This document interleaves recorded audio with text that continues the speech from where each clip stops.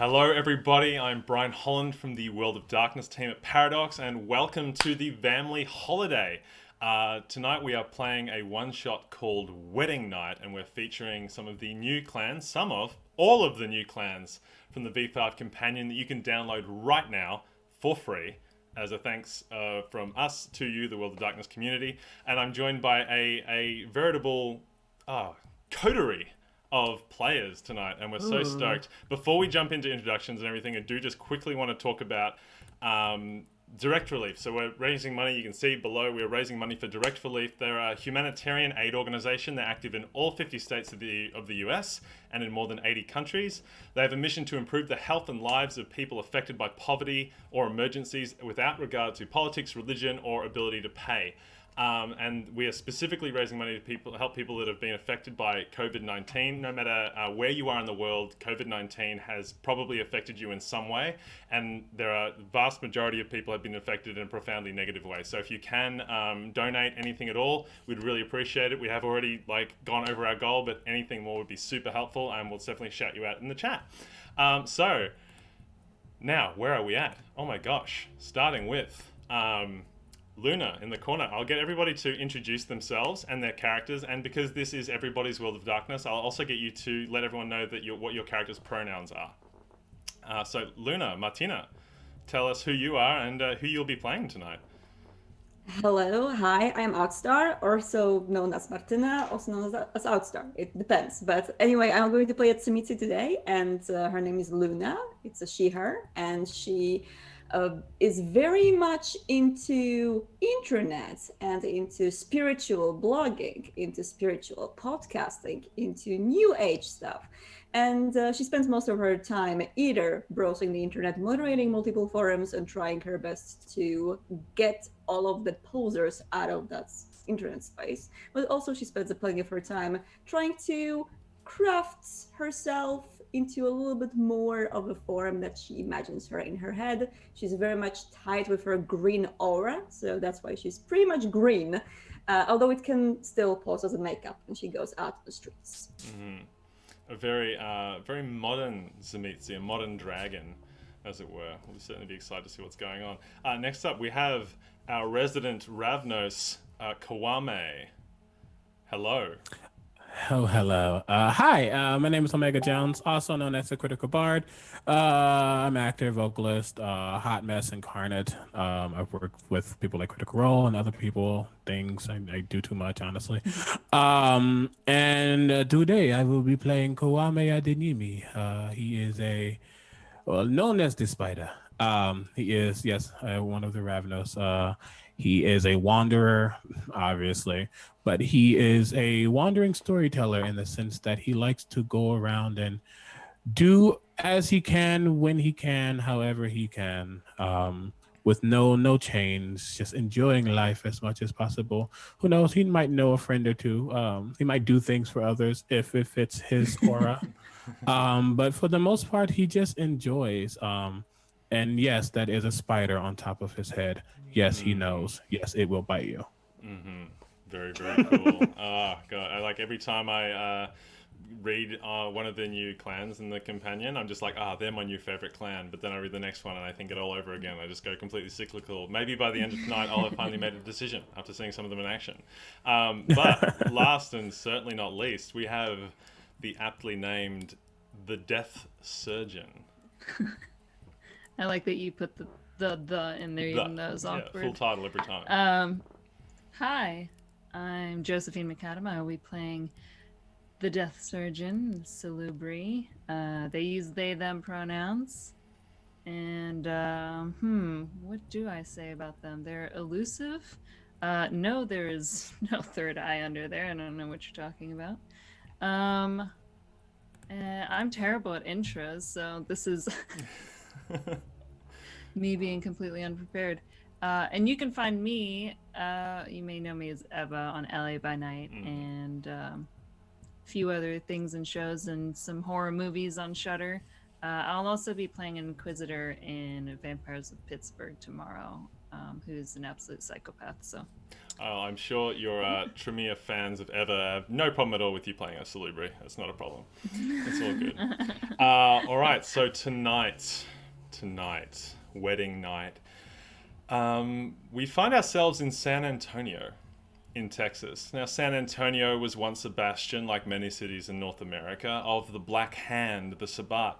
And then the Sabbat sort of took off and went off to do whatever it is they do in whatever part of the world they've run off to, and left San Antonio fairly open, fairly relaxed and chill. And in their absence, the Anarch movement and the independents and vampires that did not wish to belong to the fetid claws of the Camarilla found their own safe haven. And in these modern nights, we find San Antonio almost like a somewhat lawless West, where deed and understanding and everybody working for themselves is the law.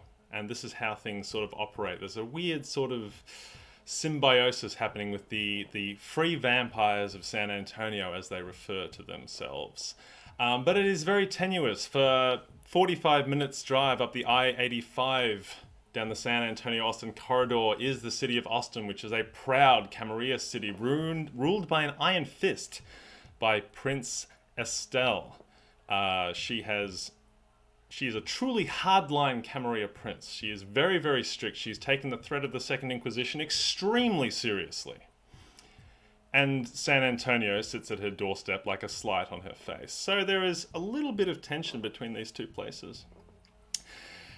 But when things are going okay, things are going fine, right? So we begin our night somewhere out in the street where Luna is collapsing against a wall on the edge of a parking lot, which is mostly barren. And there is a tall, shadowy figure standing above you. You are completely wreathed in pain.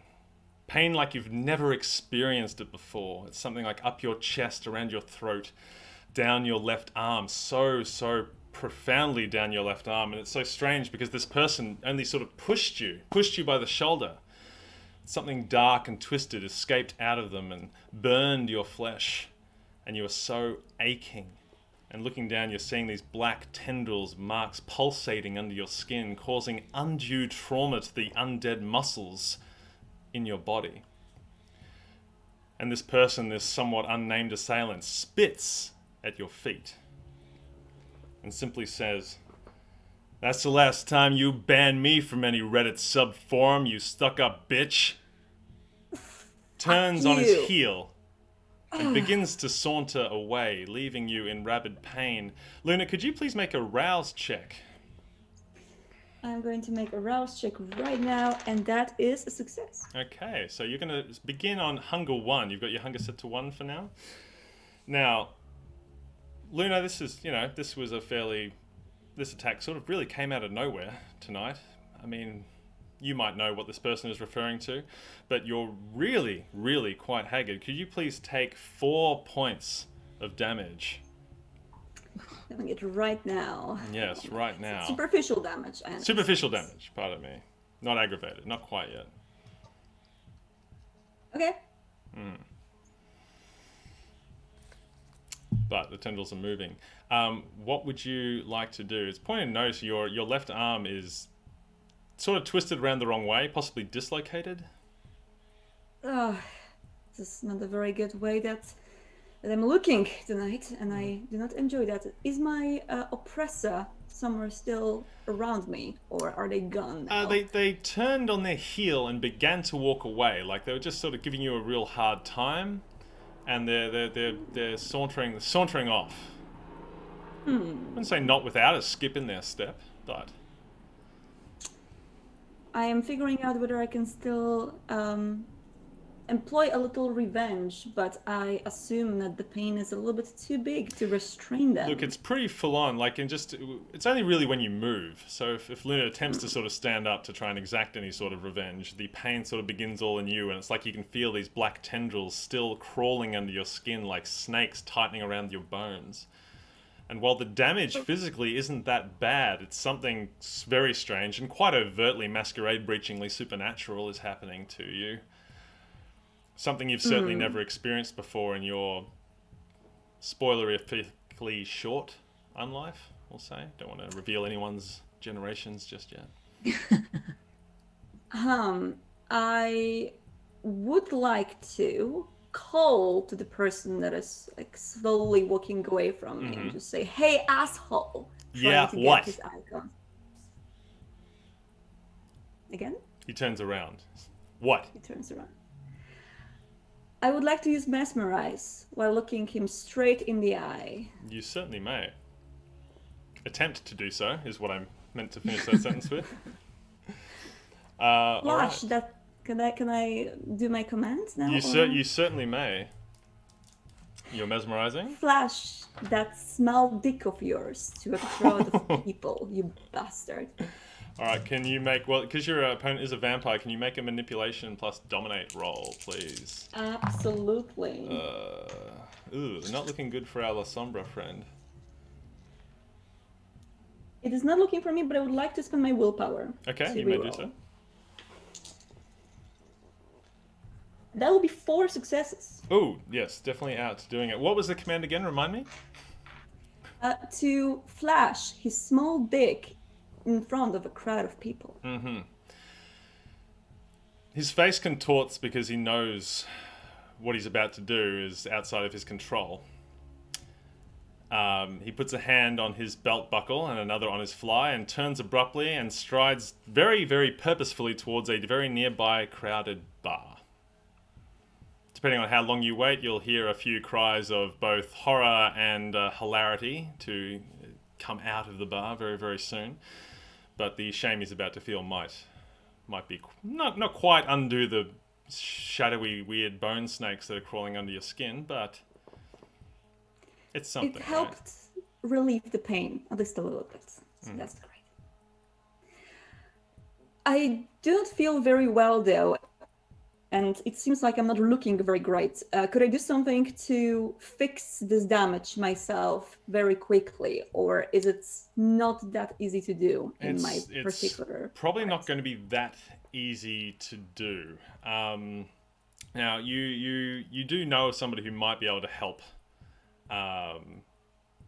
with this kind of thing. You can certainly hide the visual effects of what's going on, but when it comes to fixing it, it might be beyond your knowledge as a kindred, whatever's happening underneath your skin. I am taking my phone with a nice teal little case from my pocket, and I'm with my one hand, because the other doesn't really seem to be working that well. I'm trying to browse and see who the fuck can help me right now. Excellent. Meanwhile, where does the death surgeon like to operate, I suppose, would be the operative word here? Yeah. Well, they have a surgery room in their haven that's, in the underground network that they've gotten to be a part of. So that is usually where they would take them, because there are all the precautions that they can put in place so that something untoward does not happen when a discipline is in use, per se. Very good. Are you operating on anybody so currently? They would be underground, yeah. Yeah? No, I don't think so, not right now. Perhaps just between patients, perhaps. Between patients. Maybe about to go out into certain areas of town to see if any aid is needed. Well, as you're about to exit, there is a knock on your door. Just a firm, hard, single knock. Well, I will.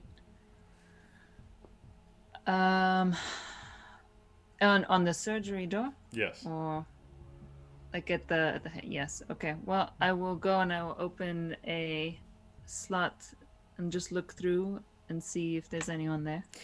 Yes, there are two people here. It's a pair you do recognize, but you may have a mixture of surprise and maybe a little bit of fear seeing them in person here. One of them is a very attractive, very well-dressed Asian man in his probably like early 30s, and the other is quite a short woman with a short cropped black hair and a surgical mask.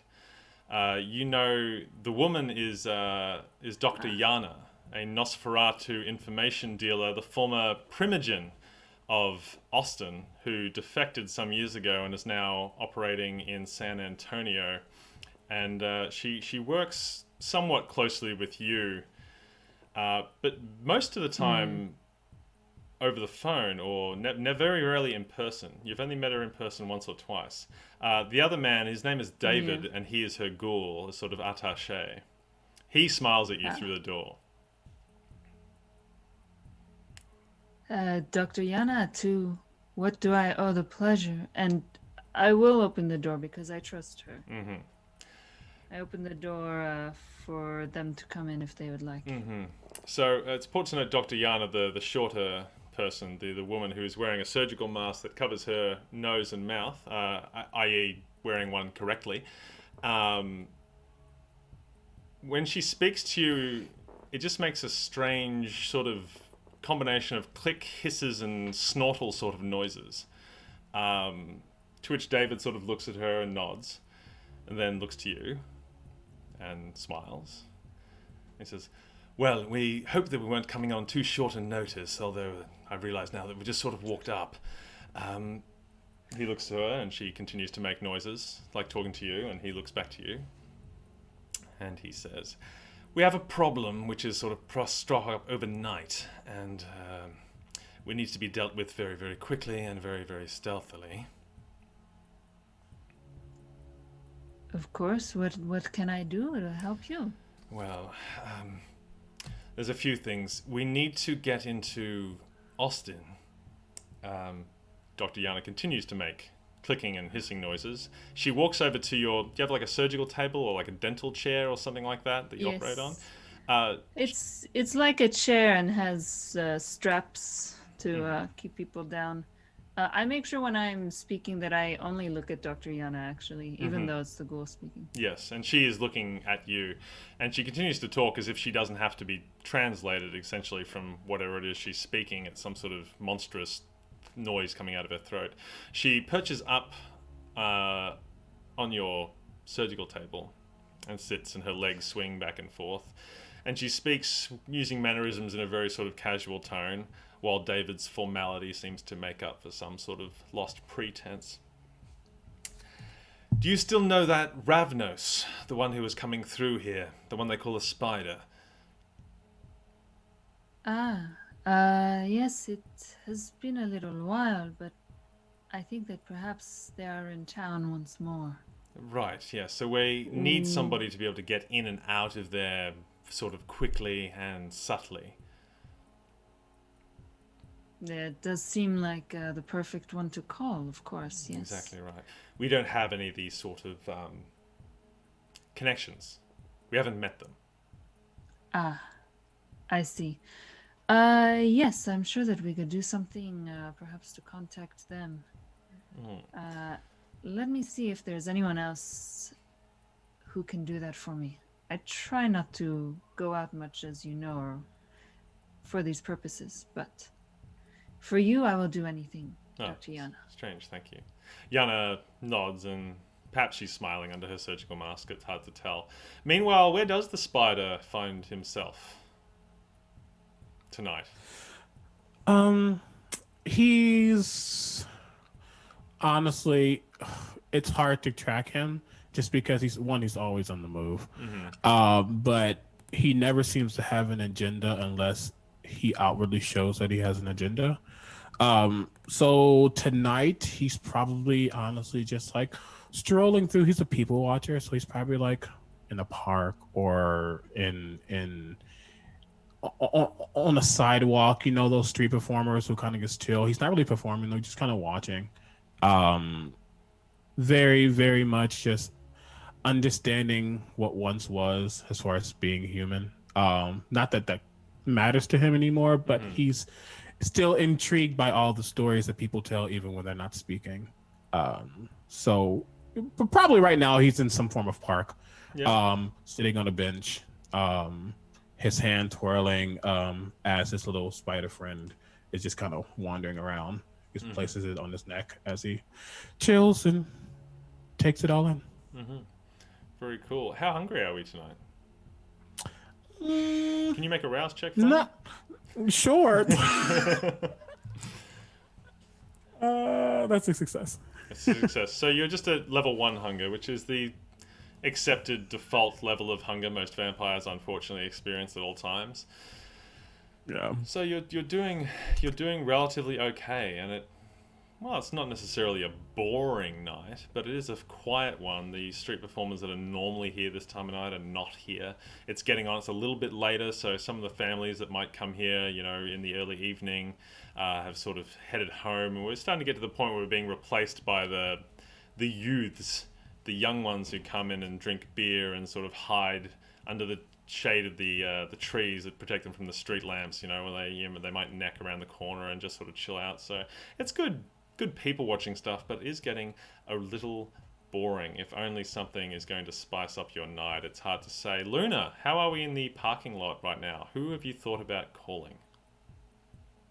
So I do have a few people that owe me a favor for not banning them when I was supposed to, but I thought that it's going to be a very good idea to just gain some little reputation points, let's say, among my my societas. But I feel like I need someone who will know a little bit more about either occult or healing supernatural situations.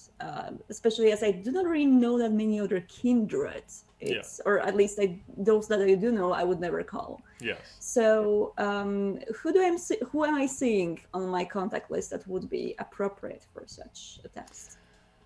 Your contact list. Who would you see? Well, you do know Kwame, I believe. Yes, we do know each other. I did purchase a cobalt blue tarantula from him back in the days because it really fits my decor. The issue is that asshole really hates me and beat me a few times. Yeah. But still, it's a very nice tarantula. I really think that he did a great job getting in. Now, while Luna might not necessarily know Kwame that well, she does know that Kwame is a bit of a nomad. She does know that Kwame is older than her. Unsure exactly how much older, but somewhat older than her. It's possible he may know something about what is happening to you. But it is unclear. Would I have Kwame's number, or it's more like I kind of know where he hangs out? Either or. It's just you would know that, depends. Probably the phone number. What do you think, Kwame? Would Kwame have given Luna a contact number, or would it have been like, hey, you can normally find me at the park? What kind of dude is he? 100%. He doesn't give it out all the time, but with her, I think he saw something interesting and special, and he wanted to just, again, he likes to check in from time to time. So yeah, he definitely gave her his contact information. He's just a whistle away, and she would know what that means. Okay. As do possibly others, even though I can't whistle, so don't ask me to. There's your answer, Luna. I would love to call him. I think he might be, if not capable of helping me, then at least know someone who would help me. Yes. All right. Let's give him a call. Kwame, do you see the number flash up and decline, or... Exit. I refuse to call to adventure. He's the type of person, and just like me, I don't keep my phone on, but there is a vibration. He doesn't have any music coming out just because got to keep it quiet and chill. But yeah, he will feel that vibration and look at the phone. Hello, little one. How are you? Hi, Kwame. Just calling you, like Fluffy is great. Fluffy is the name of the cobalt spider, by the way. So Fluffy's doing cool. I'm doing like what you told me to do, the feeding and all. I think it's comfy and all. But like I'm calling you for a different reason. See, I kind of need a healer. Is that a good name? I don't know. Do you call them healers these days? Whatever. Something weird happened to my arm, and I need someone to check it out. Someone who, like, I can go to a hospital, obviously, but you know what I mean. Well, first of all, it is good to hear your voice. Secondly, you know that I do not specialize in the healing arts, so why was I the first one you called? I thought that you know people, right? Like, I don't really go outside much, and all I know is like people's nicknames online, and you hang out outside. You know, like people in real life, right, Kwame? I thought that you might. I just never mind. But if you can help me, then let me know. If not, I'm just going to call. I'm just, as the kids say nowadays, giving you shit. No, I do not. Well, there is one I have not necessarily come across, but I know of their work. They could be in handy. The deaf surgeon.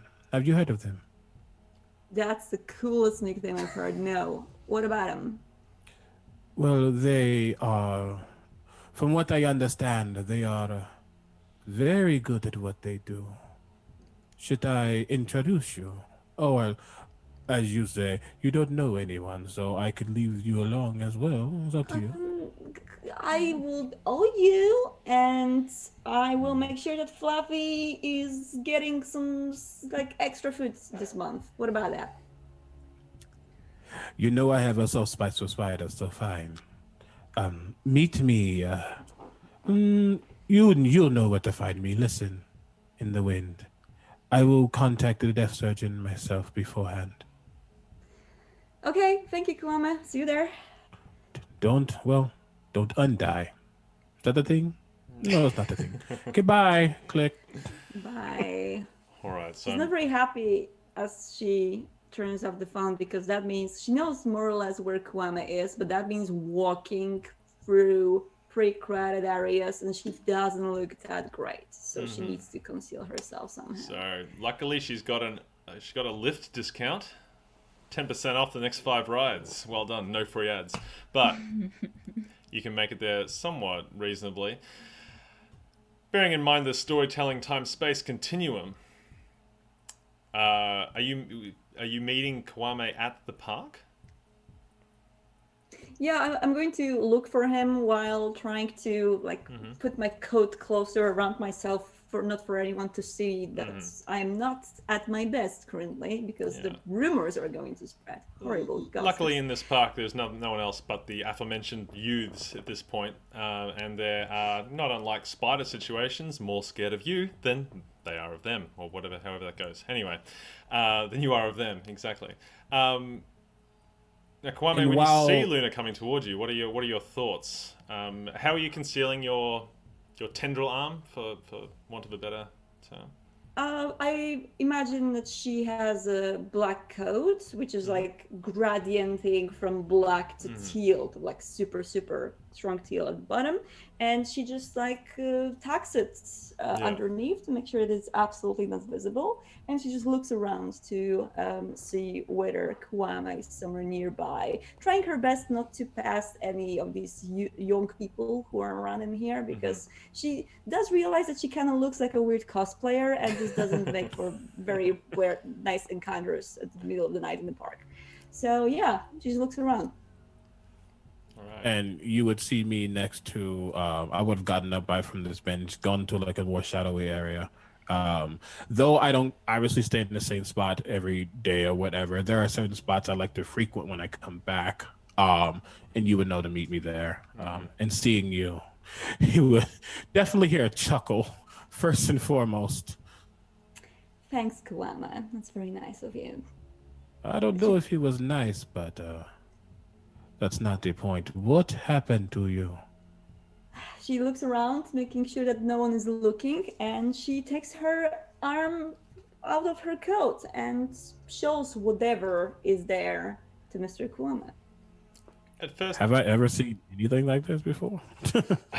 You've been around a bit, Kwame, Kwame, can you make? Can you tell me what level of occult do you have on your character sheet?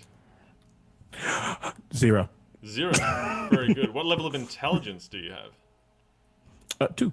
2. All right. Can you just make just a straight intelligence roll for me? So that's going to be 1 red and 1 black die.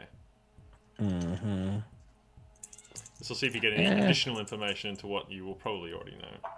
You're also hearing my real life familiar. I believe that's 1 success. Just a single onk? Yeah. Yes. All right. So 1 success. So what you do know is that this is. You're not sure exactly how it's usually employed, but it is some sort of unique form of the Oblivion discipline. It's possibly used by the La Sombra or those of the Hakata. You don't know exactly what. What you do know is that it is quite supernatural in nature, and you personally definitely do not want to touch Luna right now. Yeah, you see me looking at it, and though I don't shy away, I definitely don't go forward. Keep that concealed. I don't know much about Oblivion, but that seems like a problem. No shit, Kwame, no shit. Now, I would love to fix that problem. So, where's the dead surgeon, or what was their name? The death surgeon, I don't actually know their name, but it worked. Do I know where the death surgeon typically is, or is it something where I would have to contact them and meet them? Well, that's probably a question for the death surgeon themselves. How do people normally get in contact with you? I'm unsure if you have perhaps treated Kwame in the past, and if so, if it was at your current residence or in another location. Yeah. I may very well have treated Kwame. Whether or not he remembers that fact, I am unsure.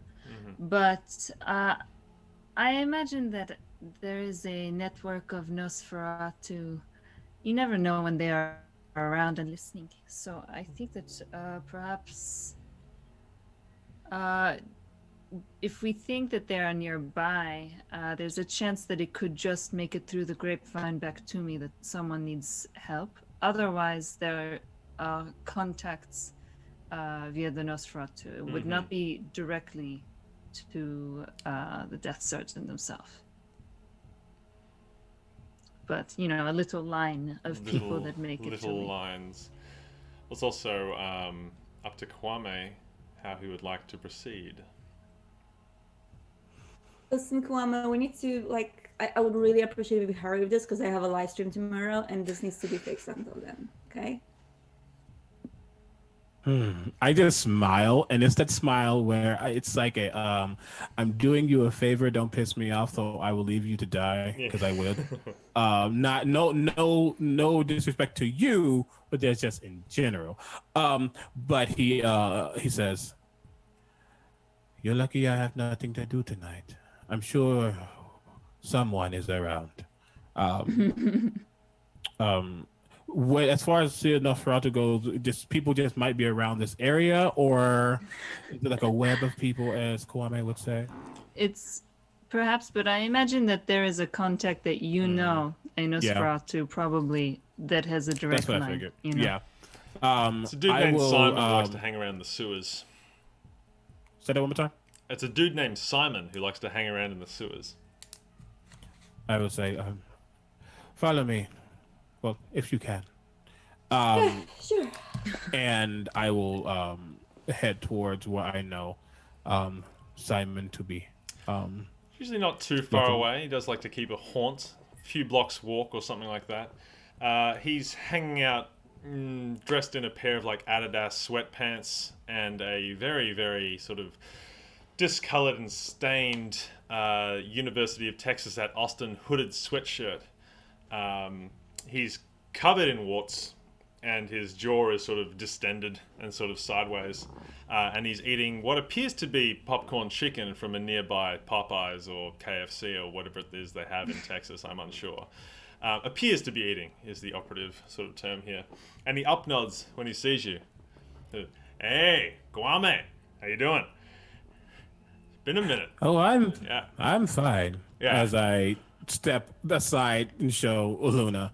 They are not. Oh, Jesus. What the fuck's going on with that? Well, Luna is trying very hard not to reply, what the fuck is going on with your face? So she's just staying quiet. That's I'm a looking shame. for the deaf surgeon. Where have you seen them? oh, you want... I mean, yeah, that's a tall order, you know. I gotta... that's a whole lot of popcorn chicken buckets, if you know what I mean, Kwame. You know, that's I not can just get you anybody. to a popcorn chicken and macaroni and cheese if that's what you prefer. But let me get what I need, please, friend. All right, but you're gonna owe me. You understand? I The don't want to spider find does next as week you you've hightailed it back to Oklahoma or some shit like that, like you people, you know, you Ravnos people do. You drive around, you disappear, I never see you again for 50 years, you come back. Oh, hey, I remember that boon I owed you. Here I am. It's not going to be working with me. You need to owe me a boon like next week is what I'm talking about, okay? I'm going to... 1 second as I look at it. Yeah. I'm going to use chemistry as I attempt to show a... it's an hallucination, but it's more of a single string that's tying into a knot that they can see. And it's him saying, "Do not worry, the spider always comes back to his web." Very good. So Simon makes a quick call and directs you to where the death surgeon can be found. Meanwhile, in the death surgeon's surgery, Dr. Yana is busying herself with a pad and paper, making notes. She hasn't said anything for quite a few minutes. David Hagul has remained arms folded, smiling, and has kept his eyes on you the entire time. They've been here for like 30 minutes, and she hasn't said anything in the last 20. Yeah, I would have warmed up some bagged blood, put some in some champagne flutes, made sure that everyone has what they need, and also I want to ask Dr. Yana, is there anything that you need? Perhaps are you all good? You know, I can help you if you need. She looks up at you and just holds up 2 fingers, shakes her head as if give her a moment, and she continues to write. You're not entirely sure what it is she's writing, but it is not in English. It seems to be a series of short symbols and stuff, but there's a number of pages of this notepad that are now filled with it. But in contacting the spider, yes, this is what you want me to do next. Let me make sure I have gotten someone down the burrow, so to speak, to start putting out the feelers for where we might find the spider. And so around about this time, there is a knock at the door of your surgery. How convenient.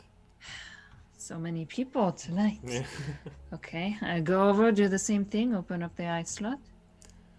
Now, who would be there first, Luna or Kwame, or how are we doing this introduction? I think Kwame will be first. Yes. And even before, as the door, as of the knock on the door, you just hear on the other side just a it's very soft, and most people have heard that and know that it's associated with him. Oui, d'accord. I will close the slot and open up the door. Speak of the devil. Hello. The devil was a snake. I prefer the 8-legged ones. My apologies. Do I see Luna behind you? Hello, I do not know you. Hi, I'm Luna. I'm Kwame's friend, colleague. We know each other. And I'm super happy to meet you. Luna is actually visibly excited. She's like a little bit hippity-hoppity behind Kwame because she feels like she's meeting some underground legend right now. And this is all everything seems very cool to her. So she's pretty much positive attitude and yeah, positive about this. Is her arm hidden still, or is it? Yes, it is hidden still. Okay. Well, the spider is here, Dr. Yana. Shall I introduce you both? And they step back and sort of look from one to the other to gauge reactions. So, Kwame the spider and Luna have definitely not seen this person before, this Dr. Yana. The short woman who stands to attention, her eyes very wide, and she looks from the Salubri to the Ravnos and back a few times. She then snaps her fingers, and her ghoul, David, nods, bows very deeply to her, and backs out of the door, stepping past Kwame and Luna into whatever alley or driveway is out the front. He then takes out an iPod, puts in his headphones, and starts to play music. He sits down on the corner. Yana ushers the other two kindred into the surgery. I step to the side to allow Lena to go in first. I'm a little bit of a gentleman. Come in. And I grab some champagne flutes as well and bring it over. Would you like to be perhaps a little more comfortable? It's got bagged blood, but you know. Not for me. I prefer less human. Understood. I appreciate it, but I am not sure if I can stomach this. But it's welcome. Thank you very much for your hospitality. Yes, sir. This is the esteemed Dr. Yana. In fact, she was looking for you, Spider, or hoping for your services, but I do not wish to speak for you. That is interesting to me. Many webs coming into one place. We were looking for you because the Luna one, she seems to have a problem. Yana gets between you. Oh. My dear, perhaps may I tend to this first? Dr. Yana, is there time?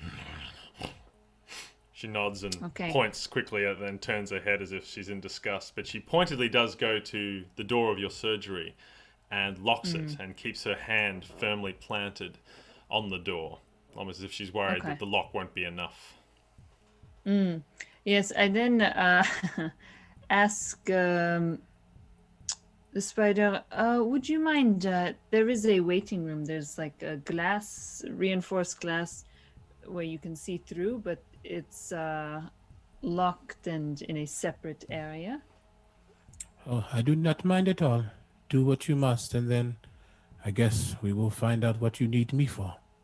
And I will head over. Basically, I want to secure that it is just Luna and I in the room. And then I will, Luna, my dear, if you would not mind, just take a seat and I will help you in just a flash. And when Luna sits down, I start locking up all of the latches around arms and legs. Some sort of contraption that's... Restraints? Yes. Yes, restraints. Hopefully Luna has not experienced anything of the Second Inquisition, but some that you might find in those circles. It's just precautions in case you become agitated, so to speak. Yeah, I get it. And Luna does, but she also seems to be a little bit uncomfortable with the whole spiel. She follows the surgeon with her gaze and tries to assess what the hell is going to happen next. And to break out the awkward silence growing, she says. So there's like a shadowy oblivion probably thing happens to my arm. And I just wanted to say that I can pay you back in various ways. I'm not really sure what you're looking for, whether this is like some kind of a online help with getting to certain places and getting to certain people information, I can help with that. But also when it comes to altering your appearance or appearance of anyone else, I offer my services. I would love to pay back. Yeah, thank you so much for willing to help me.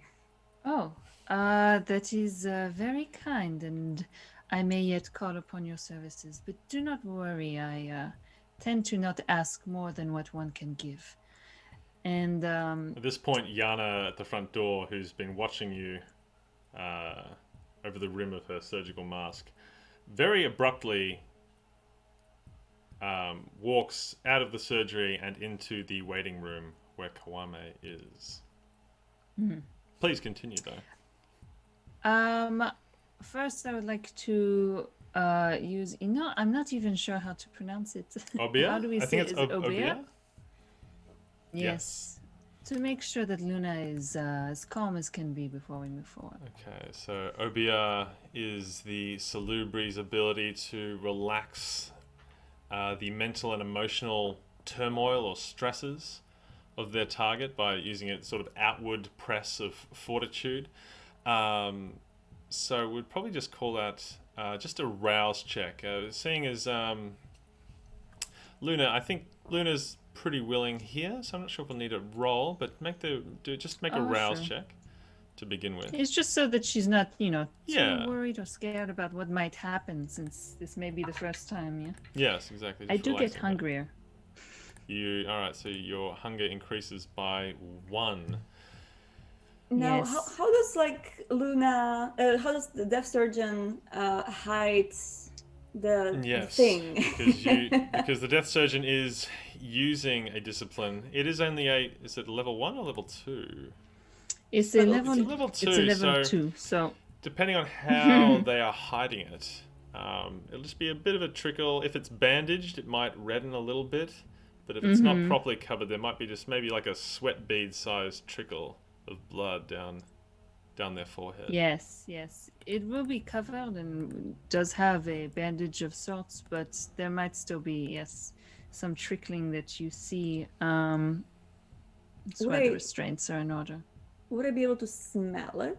Like, what's the sense? What's the situation here? Ooh, the scent of it. Well, I mean, blood scent is very, very present. So is vampire blood. It really depends on how tightly it's being packed down, I would say. There are a lot of amusing scents in the room. And there are a lot of chemicals in this room as Yeah, well. so it may be Lots of difficult. alcohol, lots of cleaning products.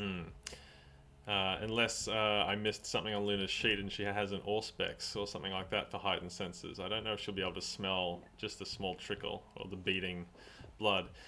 What she does feel, however, is, well, I'll probably leave that up to the death surgeon to describe. How does Luna feel now that you've used the Obia on her? Oh, do I not? You don't want me to roll? Or I Oh, suppose no, it sorry, you need just- to roll, pardon me, yes, it's a rouse check and you need to roll Composure plus Auspex. Oh, it even restores superficial willpower. That's Okay. pretty cool, yeah. Didn't you spend some too, right? Yeah, I just spent one. Yeah, how good's that? Okay, well, it's 3 So the successes. base So difficulty it is 2, restores so it's one. just 1. Yeah. Yeah. So then one of your willpower,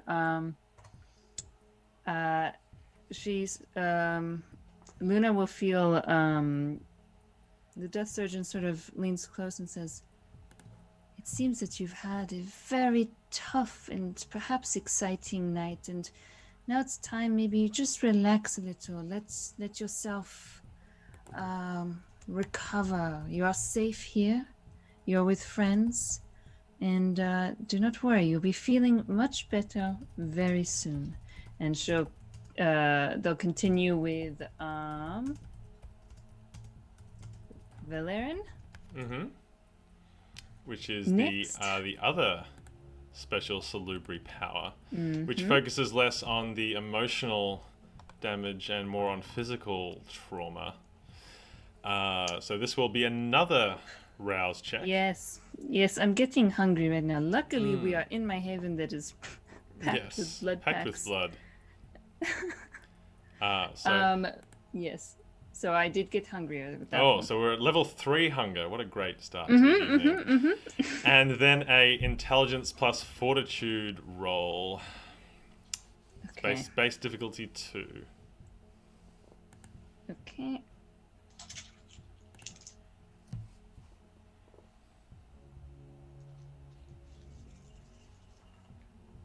Oh. 1, 2, 3, 4, 5, 6, 7, 8 successes. Oh, okay. Well, With a critical, yeah. okay, critical yes. success. Well, never mind. Just a regular critical, not a messy one. Wait, it's been a while. What makes miss? Is one of your tens one of your special critical unks on a hunger die? That's cool. So the Death Surgeon lays their hands upon the damaged arm and calling upon their unique Salubri power begins to draw out these shadowy tendrils which are nested under Luna's skin. Unfortunately, we can't say that the process is completely painless as they sort of sprout out from your flesh. Like burrowing worms from the inside, they begin to sprout out and hiss and dissipate like thick, tangible shadow into the darkness. Now, the Death Surgeon has done this maybe once or twice before in their time, and they are doing a marvelous job. They're very impressed with themselves because these black, horrible, oblivion, dark snakes from the underworld or wherever they've been pulled from are coming out spectacularly. And Luna, you may heal all of your points of damage. It hurts like hell, but it feels better right after. However, as the Death Surgeon has their hands on Luna's arms and they are working these snakes out, sort of milking them out from the flesh, and they are so impressed with themselves, it's almost as if the beast itself is the one who's got their hands on Luna. And in a violent sort of thrust of Saolot's bloodline, a near full pint of blood spurts itself from your forehead, Oh no. out from your bandages, and all over, we'll say, Luna's side and the side of her face, and down over mostly like a full pint, and spilling all the way down the Death Surgeon's face. Meanwhile, in the waiting room, Kwame, maybe 30 or 40 seconds before this happens, you are joined by this short Nosferatu woman with a surgical mask and a black bob. And she's staring at you, and she's closed the door to the surgery. She says nothing, but she stares. He respects that she's quiet, and he's just been watching. He doesn't, he can't do small talk, but he doesn't think she'd be interested. So he's kind of just watching, chilling. His spider friend's now on his chest, just kind of just roaming around. But he does look over. He doesn't know her at all. He hasn't ever heard of her. He's trying to figure out now why people have heard of him, but why she's looking for him specifically. Why his name got brought up. Kwame, you've been around for a spell. You haven't been in San Antonio that long, but you've been around for a while. So, while you haven't heard of Dr. Yana, you have heard of a Nosferatu woman who always wears a surgical mask, but as far as you were concerned, that woman was a very somewhat high-ranking member of the Camarilla.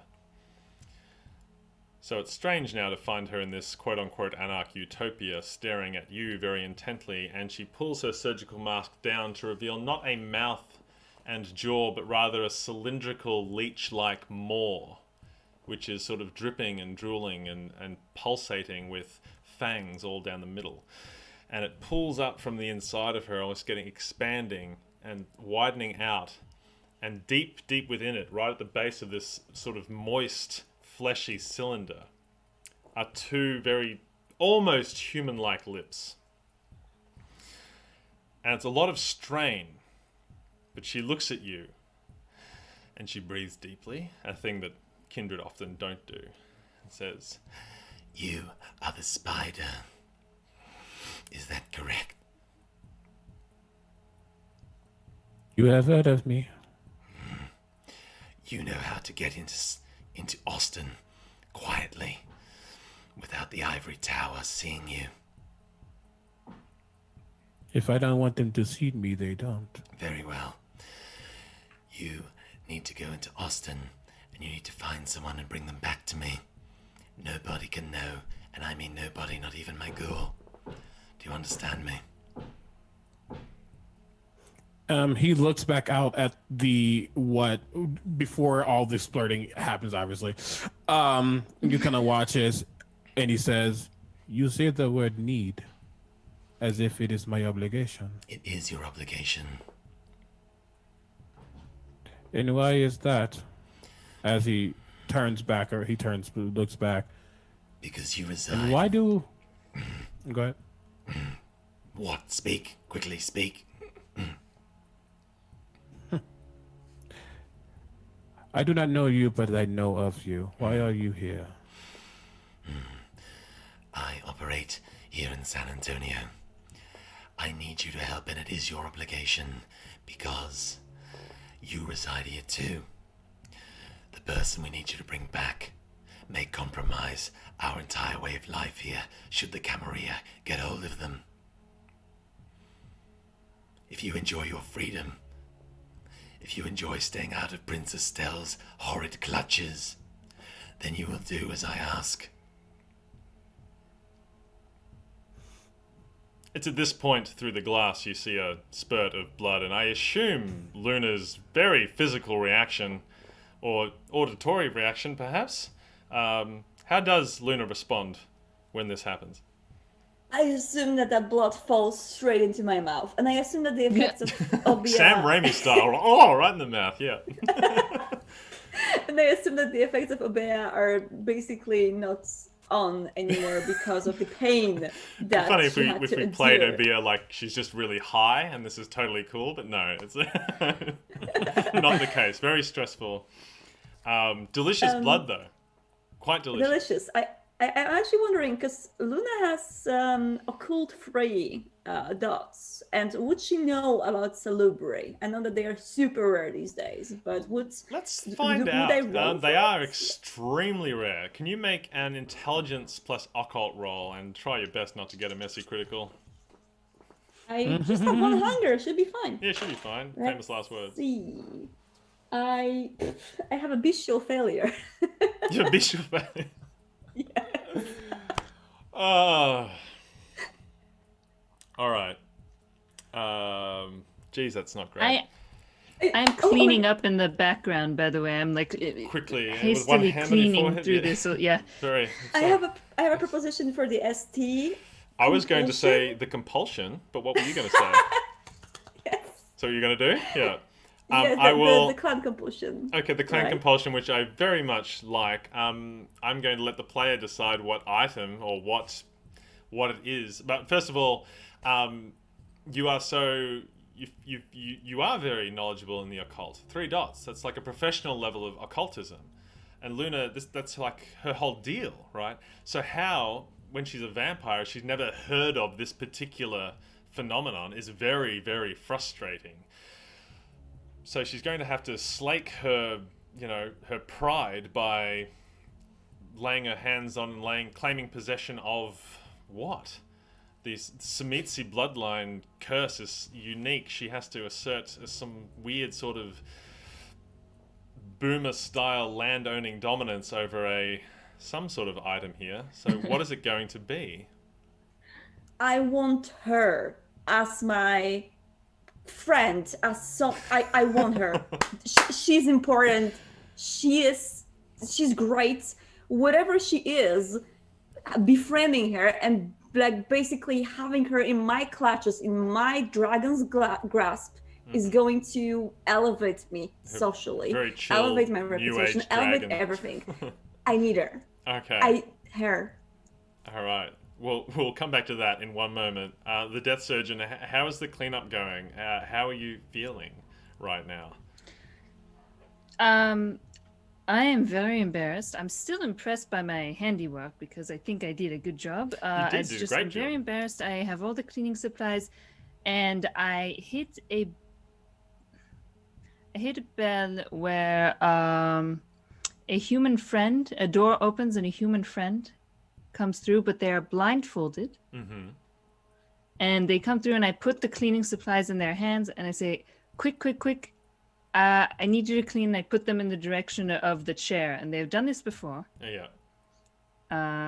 And I let them do that. As I clean myself up, I go and I change, and I try to clean up as much as humanly possible. Before when the As human that's happening, approaches as it's happening, the human is approaching to clean the chair of the blood, I assume, and I'm still sitting on the chair. I'm just going to scrub some of the blood from that chair. And No. You're still Oh, restrained, though. Yeah, thought about that. Yeah. There is a reason. Kwame. Can't have you munching that up.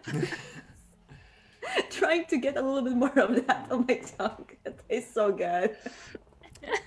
Kwame in the waiting room with Dr. Yana, having just witnessed the unfortunate accident in the other room.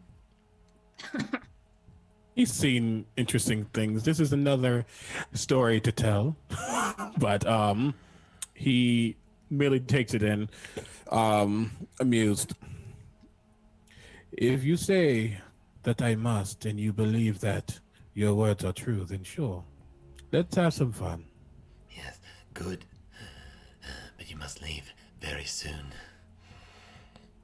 I will debrief you. She looks through the glass for the first time and stares at what's happening and watches the cleanup happen. And rolls her eyes and looks back at you. Can you I trust assume- this I'm sorry. Tzimisce you've brought in with you? Trust is earned. They are learning, for sure. They know not to cross. She's young, expendable if need be. You understand I me? did not to speak of others like that, but yeah, a little bit. I suppose you can take the woman out of the camarilla, but you can't take the camarilla out of the woman. Anyway, come out. I think they're finished. So she opens the door and strides back into the surgery. Luna, this is the same woman, but with this big cylindrical leech-like gaping maw with the kind of weird human lips right at the base of it. Death surgeon. Yes? What were you thinking?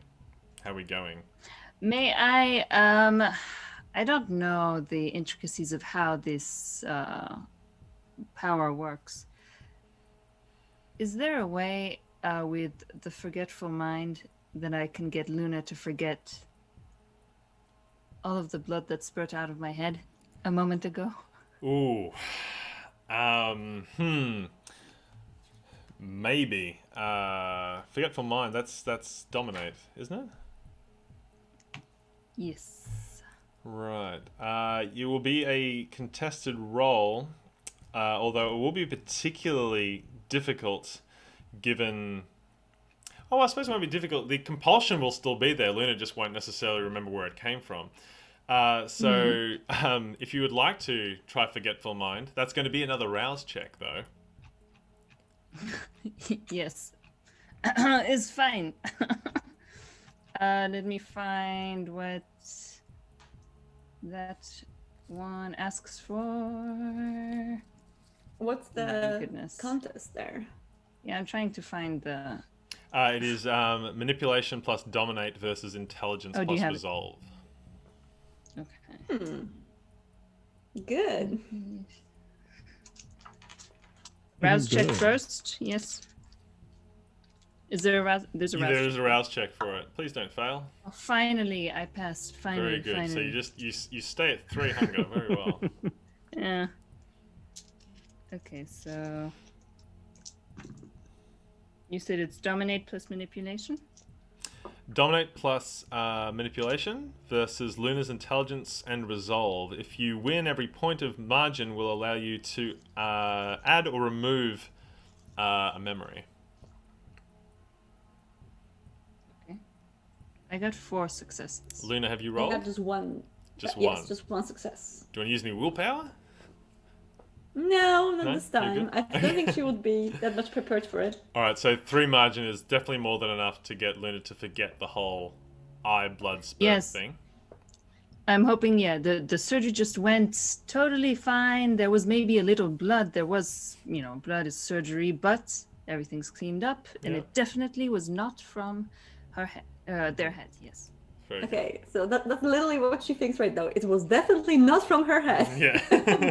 There was blood. It's probably mine. Very good.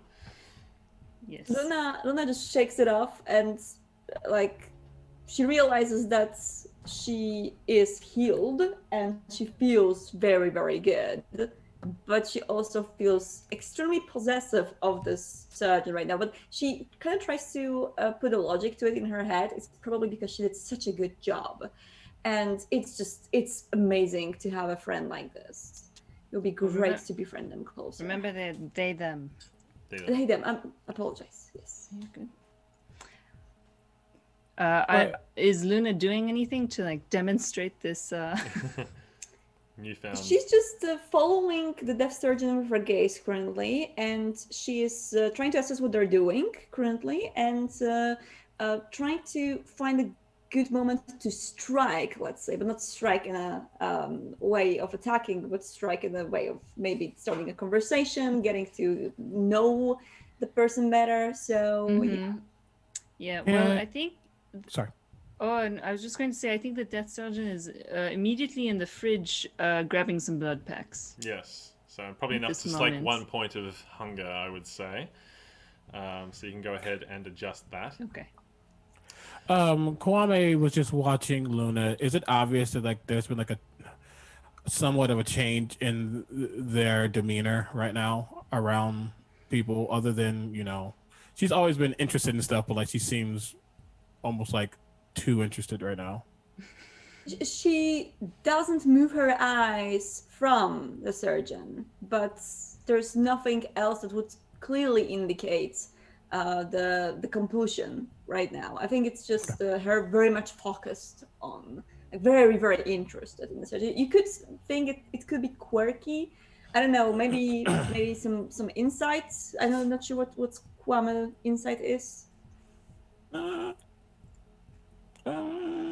It's 2. It's not too bad. No. But it's not bad. That's fine. Either way, as he steps out, he almost wipes his hand, almost just because it feels right, and he's. If you all are done now, it seems as if we have been asked to do a thing. We need to get into Austin and find someone. We. Yes, we. Oh, okay. Surely you did not think that your healing was just for free. No, absolutely not. I'm just wondering what's the catch? What's the deal? What do we do? A mortal woman got married tonight in Austin. You need to go to Austin, get her, and bring her back to us. I assume that Luna would very quickly in her head add 1 to 1, because she does very well know that someone is getting married. Yeah, tonight. stab in the dark. Who is that? Who's getting married? The ghoul of a friend of mine. My friend, who was killed in a dispute barely a week ago. And we had her under lock and key, but she somehow escaped with her new bow. And now we need her back. The kind of information she might have walking around the Camarilla city. We can't let them get their hands on her, so we need to make sure she comes back as soon as possible. Luna tries to process many things in her head right now, Yeah. like whether this is the person that she thinks about and whether she is a ghoul, but there's one more thing that is way more present in her mind right now, and that is she tries to point with her chin because she's still restrained to the death surgeon. But they're going with us, right? I start undoing the restraints and go, sorry. I look to Dr. Yana. I see how much Dr. Yana needs this to happen. I'm looking back at Luna. I can go with, yes. That would be great. Yes. Okay, let's go together. This is not a field trip.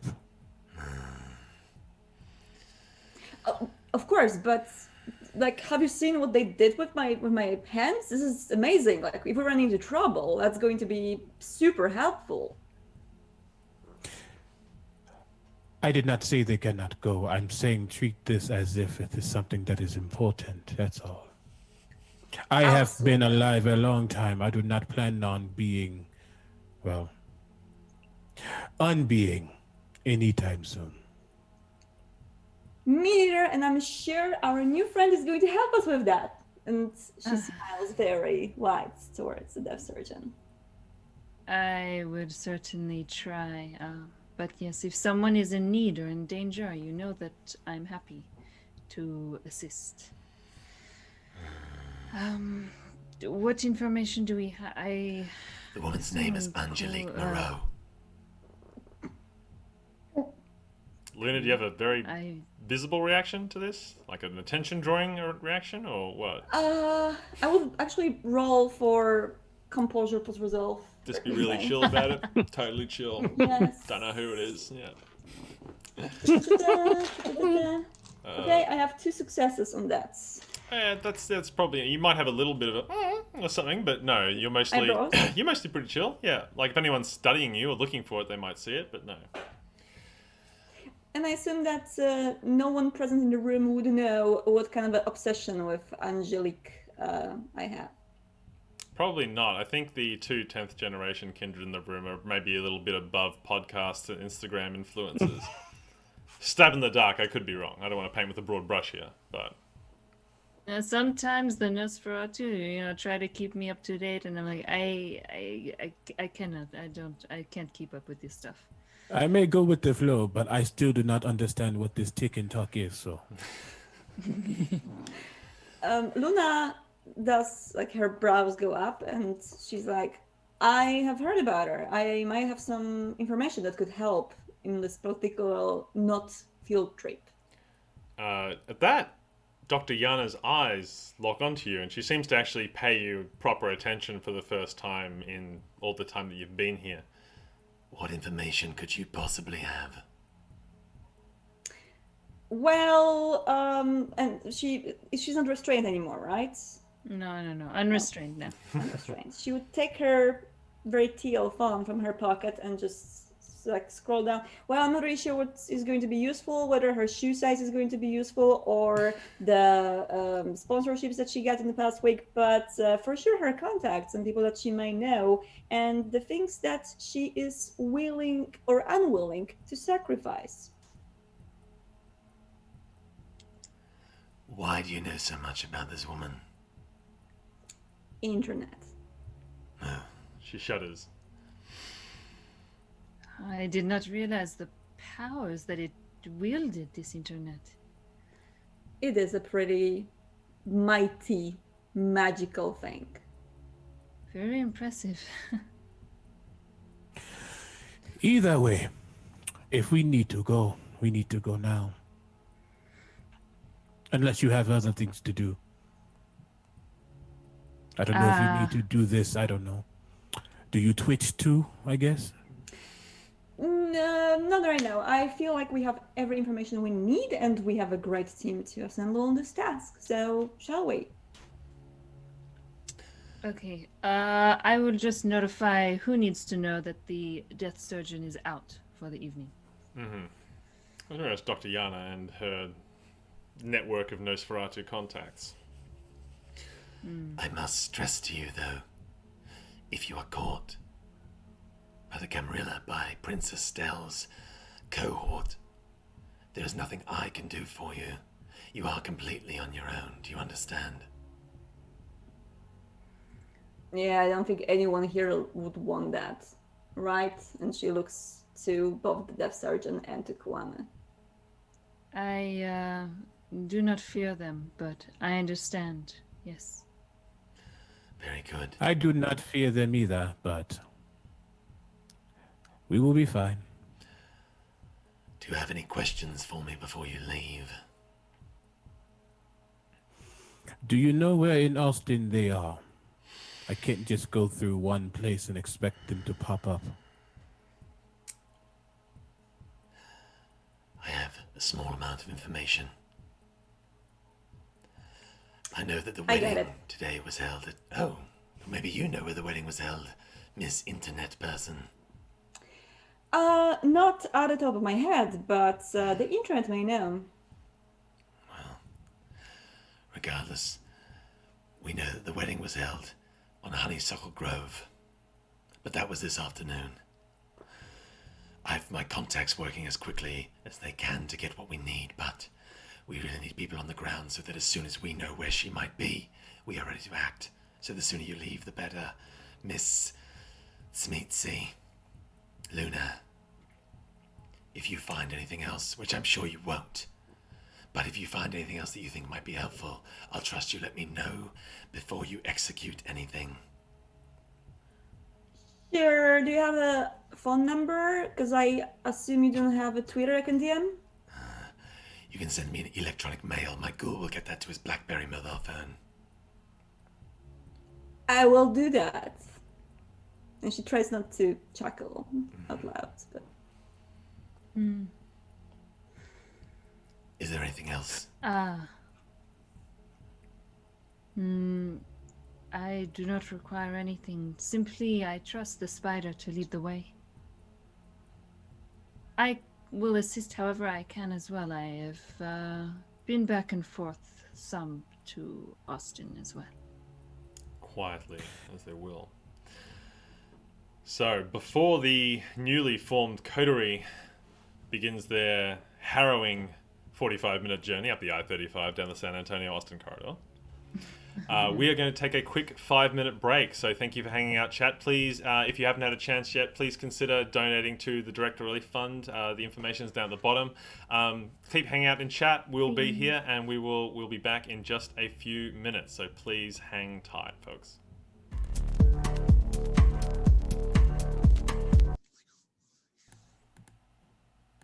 Hey, all right, we're off. Cool. You're just going to take a quick 5-minute break. That's good. I will be right back. That's good. All right. Yes, okay. I'm sorry, I cooked the intro. I got my notes incorrect. Oh, I'm very annoyed. I'm sorry, but I think we got there in the end. Mics are still on, apparently. Oh, are they? Oh, whoops. Yeah.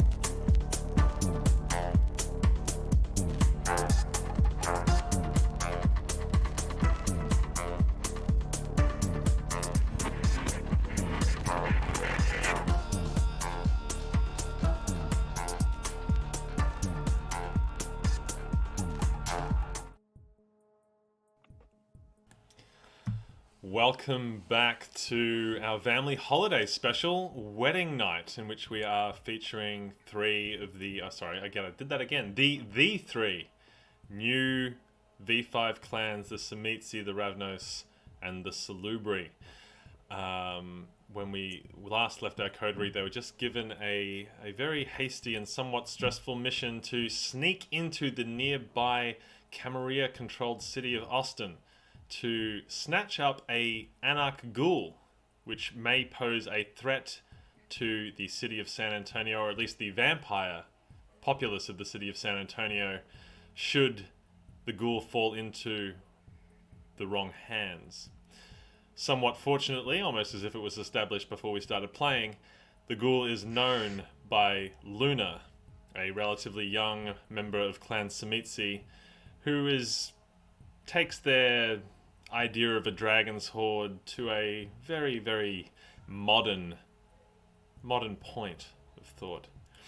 We now rejoin our ramshackle coterie as they are piled into, well, I'm not sure, Kwame, the Ravnos, the daredevil nomad, the spider. How do you get around, and how will you be planning to get these other kindred into the city of Austin without getting the eyes of the ivory tower cast down upon you? Well, he does have, I don't want to call it a nice car, but it's a nice black, like Camaro or something, that he somewhat lives in, but somewhat doesn't. He does what he does. But he, knows not just back roads and things, but he's very aware of what doesn't have eyes on it and what does at what time. He has contacts to make sure that certain ways are free, certain ways are unchecked at certain times, especially if they are actively looking. So it isn't always happening, but still. Not that he's scared to be seen, because he can quickly be unseen, but for the sake of the two new friends that he is now escorting, escorting to Austin. It's chill, but yeah, they're in the car. He's driving, and once they get closer, it will eventually be a little on foot just to make sure. Yeah, for now it's just smooth sailing, because it's a good distance away from San Antonio, like you said. Yeah, it's about 80 miles. Yeah. Just enough. Yeah. So yeah, but yeah. You got a bit of time. Who's riding shotgun? This is very important. The car seating dynamics. It's almost like a modern pyramid hierarchy when it comes to the kindred. So Kwame, I assume, is driving. I'm definitely in the back. I'm used to being chauffeured. It's just a habit. Yeah. From for a long time now. If Dev Surgeon's in the back, Luna's in the back, and and she is taking a lot of space because she took the laptop out of her backpack, and she is checking stuff at the same time on her phone and on the laptop. And like whenever she sees, like, because she's browsing, like, she has a lot of tabs open. There's some like funny meme, like cute cat, or like pictures of cobalt tarantulas. She's just showing them to Dev Surgeon, like, look at it. That's cute, right? That's cute. Yes, very interesting. And in return, the Death Surgeon will like maybe do like some juggling, or just little like coin disappearing behind your ear sort of tricks. Like, what do you think? I'm enjoying it so much. I am very much into it. Whatever the surgeon is doing, I'm into it. You it's see, great. Kwame is like in the front, looking in the rearview mirror, seeing what's happening, shaking his head. Music's definitely turned up just a little more, a little bit. But What as all music? that shenanigans is happening, of course, Luna is checking for information for Angelique. All right, so coterie, talking amongst yourselves. You know the name of the woman you're looking for is Angelique Moreau. You know that Luna seems to know something about her. And you know that Angelique Moreau was a ghoul of recently murdered Setite in San Antonio. and that Dr. Yana, this Nosferatu expatriate, really, really wants Angelique Moreau brought back to San Antonio. Now, what you don't know exactly is where she is. You know that the wedding was held this afternoon during the day in a place called Honeysuckle Grove, which is in Austin. But that's all the information you have. Dr. Yana's whisper network of Nosferatu are working frantically to dig up more information, and she will let you know as soon as they know more. But in the meantime, what is your current plan? Luna is sending Instagram DMs to all people that she knew were guests on that wedding. And they're like, yo, do you know where Angelique went? Because like we have some gifts to pass from the fans. And we want to make sure that she gets them today because they're going to be spoiled tomorrow. So yeah, and she's just sending it rapidly to everyone she can find. I'm just looking over Luna's shoulder, just so perplexed and also impressed. And obviously Kwame is driving, but he does speak up. Once we get closer, we will use the sewers just like we did in San Antonio. Well, you did not, Death Surgeon. We will get in. I have a contact, Alexander. He will make sure that no one is down there, at least no one who is a problem. From there, I do hope that you are as stealthy, as useful and resourceful you seem to be. Once we get there, we are in Camarilla territory. Yes, I would be ready. So, Luna, have you offered up how you know Angelique yet? Does the rest of the crew No, no one asked. No, yeah. no one has asked. They're just Googling frantically on Instagram. Yeah, I assume that this is like maybe your sister or a cousin or something like that.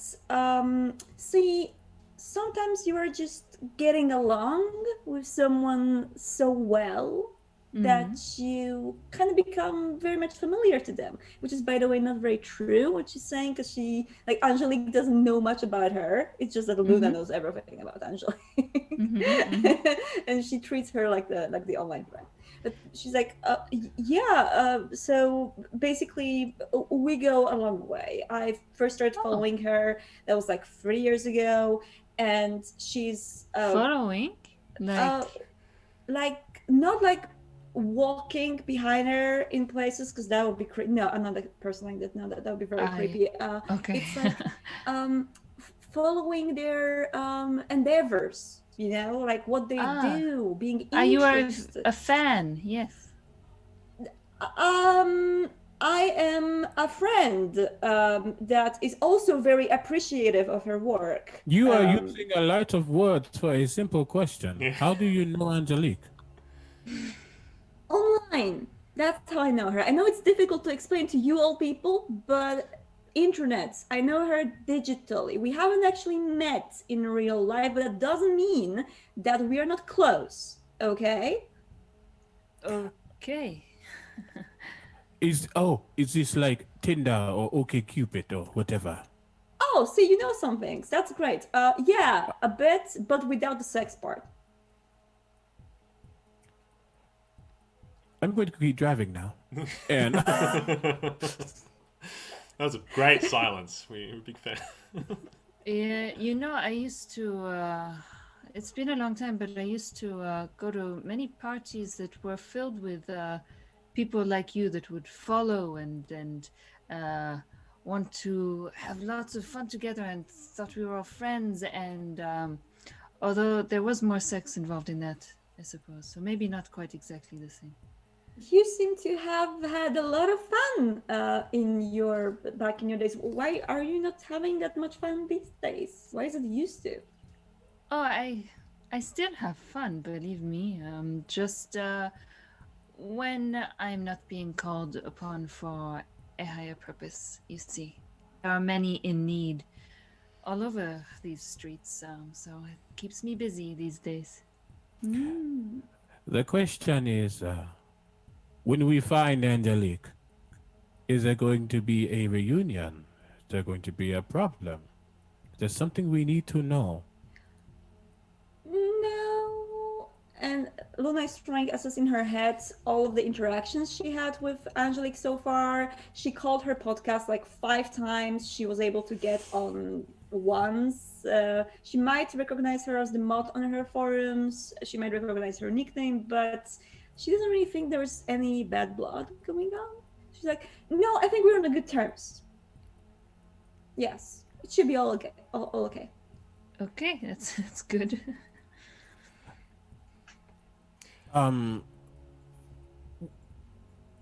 While this is an interesting conversation happening, eventually he gets to a spot where he pulls over the car and he says, just 1 second, I need to make sure everything is prepared for us once we enter their territory.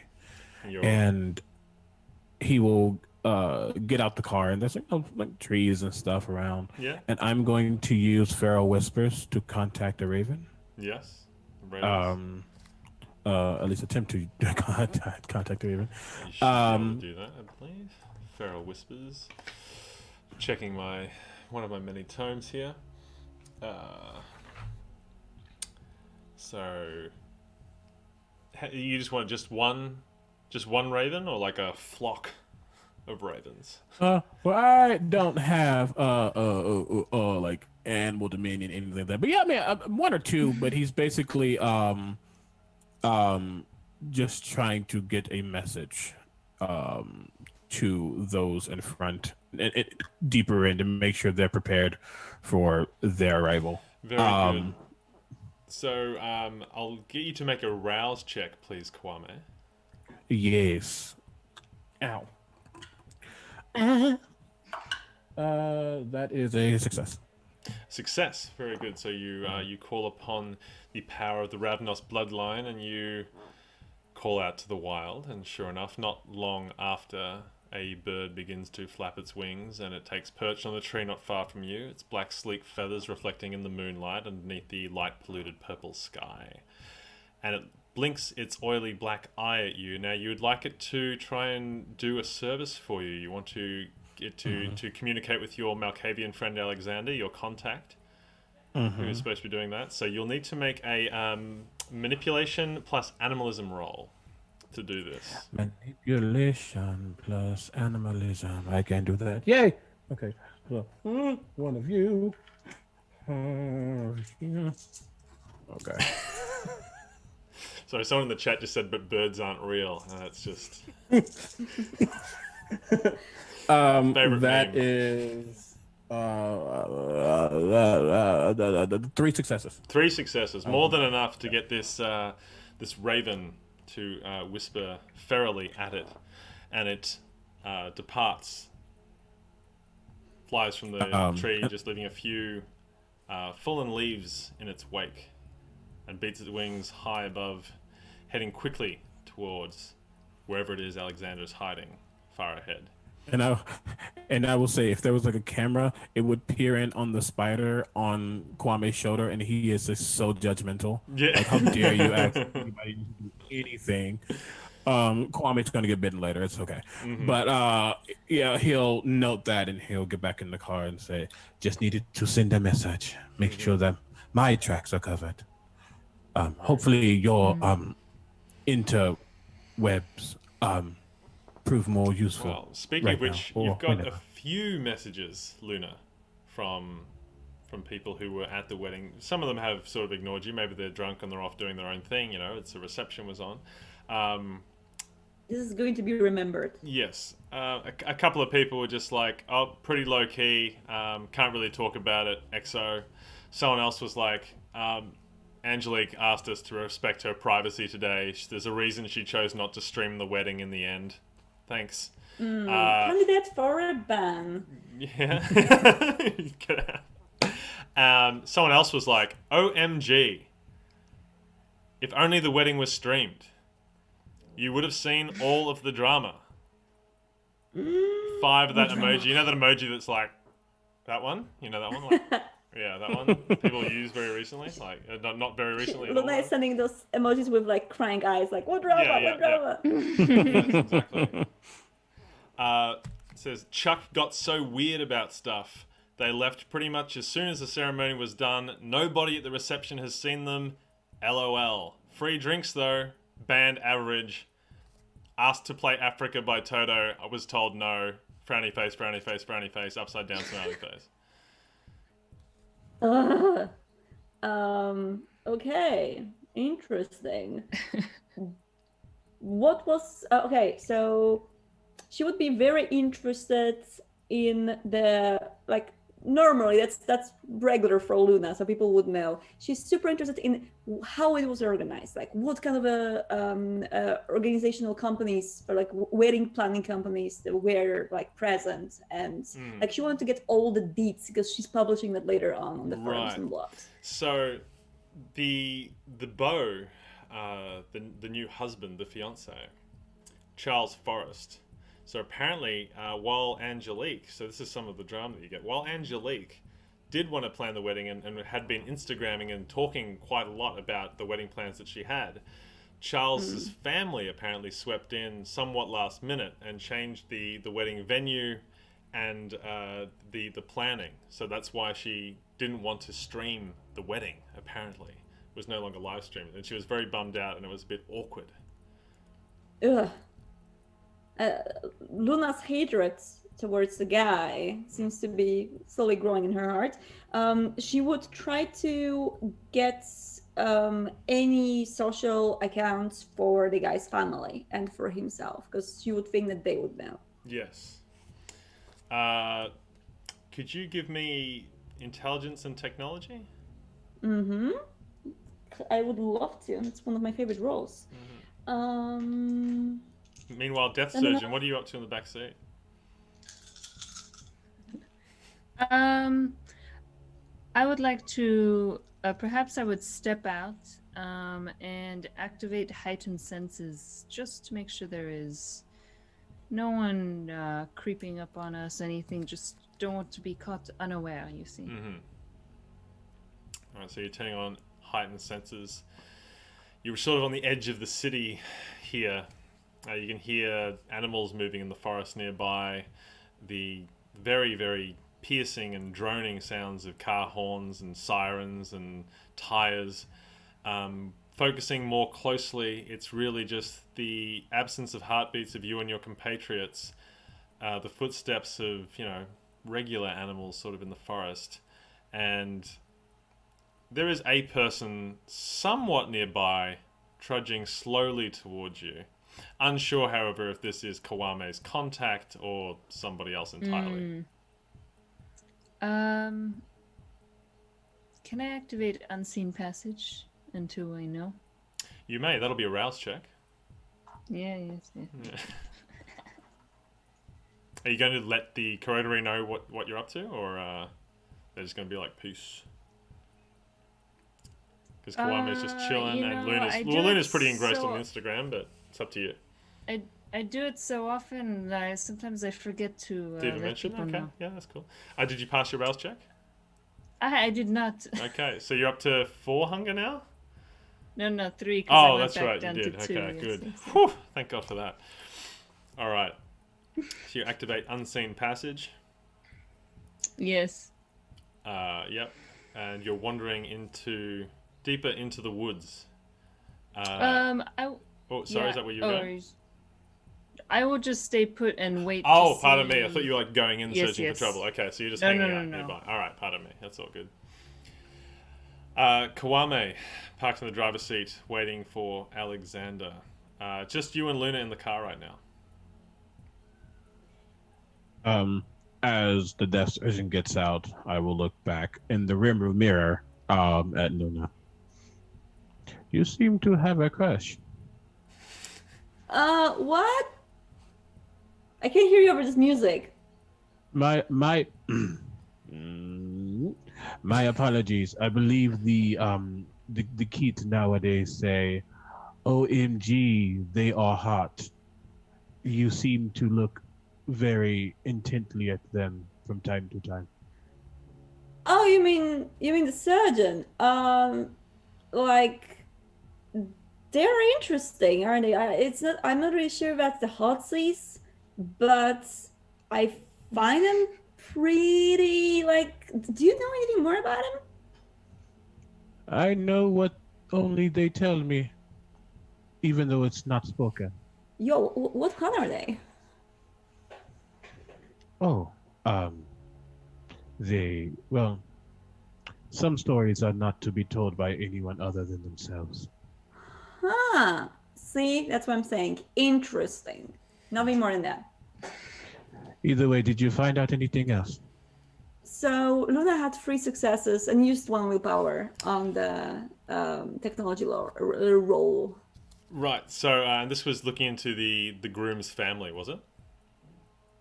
Yes, I was looking into social media accounts. So the groom's name is for- Charles Forrest, and his family, the Forrest family, are a very sort of long line of wealthy Texan oil barons. They have quite a lot of money, probably more than Angelique does. Looking in there, Charles Forrest is an alumni of the University of Texas at Austin. He still works in tertiary education. He lectures there. Lots of sort of deep science and chemistry stuff that he does. He's a very private man. He's a bit older than Angelique. He's in his early 40s, whereas she's, well, when I say a bit older, probably about 13 to 15 years at this point. And yes, he's a fairly private kind of guy. He's got one of those social media presences which is clearly being managed by somebody who is not him. There's a lot of very obviously staged photographs, like, chilling out in the office today, and he's not really actually writing anything, that kind of stuff. You can detect that kind of thing very quickly. It's like a scent of a soulless presence, seeing as you spend so much time on the internet. Would Luna be able to find any information on the driving company that lent them the limo or whatever they were using to be driven to the wedding? Yeah, certainly can. You'd be able to find that very sort of fairly quickly. Do you want contact details, or what is it you're trying to find out exactly? You had 3 successes, right? You had 3 successes. Yes, 3 successes. First of all, she would actually look. She would love to try to track down the driver, but I guess it would be pretty much of a difficult task because she knows that a lot of people, whether that could be the husband, but unfortunately his social presence is useless for that, or the driver. People often post things online and forget about that freaking localization mark, and they have it on. So she'll try to see whether someone slipped where they could be, and if that doesn't work, she would just call them. Yes, very good. Keep looking for that. We'll be with you in one moment. As a somewhat gangly looking dude begins to emerge from the woods, he's walking with a sort of weird sort of chill walk, like he's quite skinny. He's got a very pronounced Adam's apple, a bit of a dusting blonde beard on his face. He's looking around like this. His eyes are quite wide, very gelatinous white, dressed in, just normal clothes, like a Uniqlo t-shirt and a pair of stonewashed jeans and Chuck Taylors that don't super fit him anymore, but it's not a huge deal. And he's walking through real close. The death surgeon, you see this guy before anyone else does, but he's sort of looking around and he sees the car and he puts his mouth out. Woo! Woo! I assume I hear that. If you'd like to, you can pretend like you didn't, but I kind of want to pretend like I didn't. Because, I believe it is our time to get out of this car now. And I'll get out the car. Can you please keep it down? I know. Come on in. That's what who's with you? Just the green. What is that? Green blue hair girl? What's going on? I didn't know you were bringing anyone else with you, Kwame. Well, you know how I am. Many others like to be trapped in my web. Well, it's just I've come out here. I'm trying to do you a solid. I'm really going against a lot of shit that I should be putting up with here. You know, I'm still not technically not part of the Camarilla yet. I'm still under all these rules they got. You know, they made me sit down and talk me through all this stuff that happened like way before I was alive, or my sire was alive, or his sire was alive, and they expect you to remember all this shit, you know? Anyway, so it kind of reminded me of it. Remember last time you were here, we got talking to, you know, Larry, the taxi driver? Remember that guy? You know, he met you out in Houston that time. Remember we snuck over there? Yeah. So it made me think about that. Anyway, he leans on a tray. And I was saying to him, because you remember Larry, right? I was saying to him, there's so many rules and stuff we got to remember, and it's just real hard. And honestly, if it wasn't for the circulatory system helping me feed, I don't know what I'd be doing, you know? Just, sometimes I just look up the sky, man. I think, oh my God, like, how did I get here? I don't think this is what my sire had in mind when he made me, but I don't know. You know, it's just sometimes I just miss. I'm going to stop you now. Why? You know I am good on my word. Sorry, what? Yes? You know I am good on my word, yes? Yeah, I know you're good on your word. I'm just saying there's a bit at stake here is what I was getting at, if you'd let me finish my story. But hey, guess everyone around here doesn't I love really to go hear for a good Southern story, but hospitality no sometimes more. rambling. Oh, okay. Rambling. Jeez, ramble. Okay, so just you two now. There's two of you. All right, cool.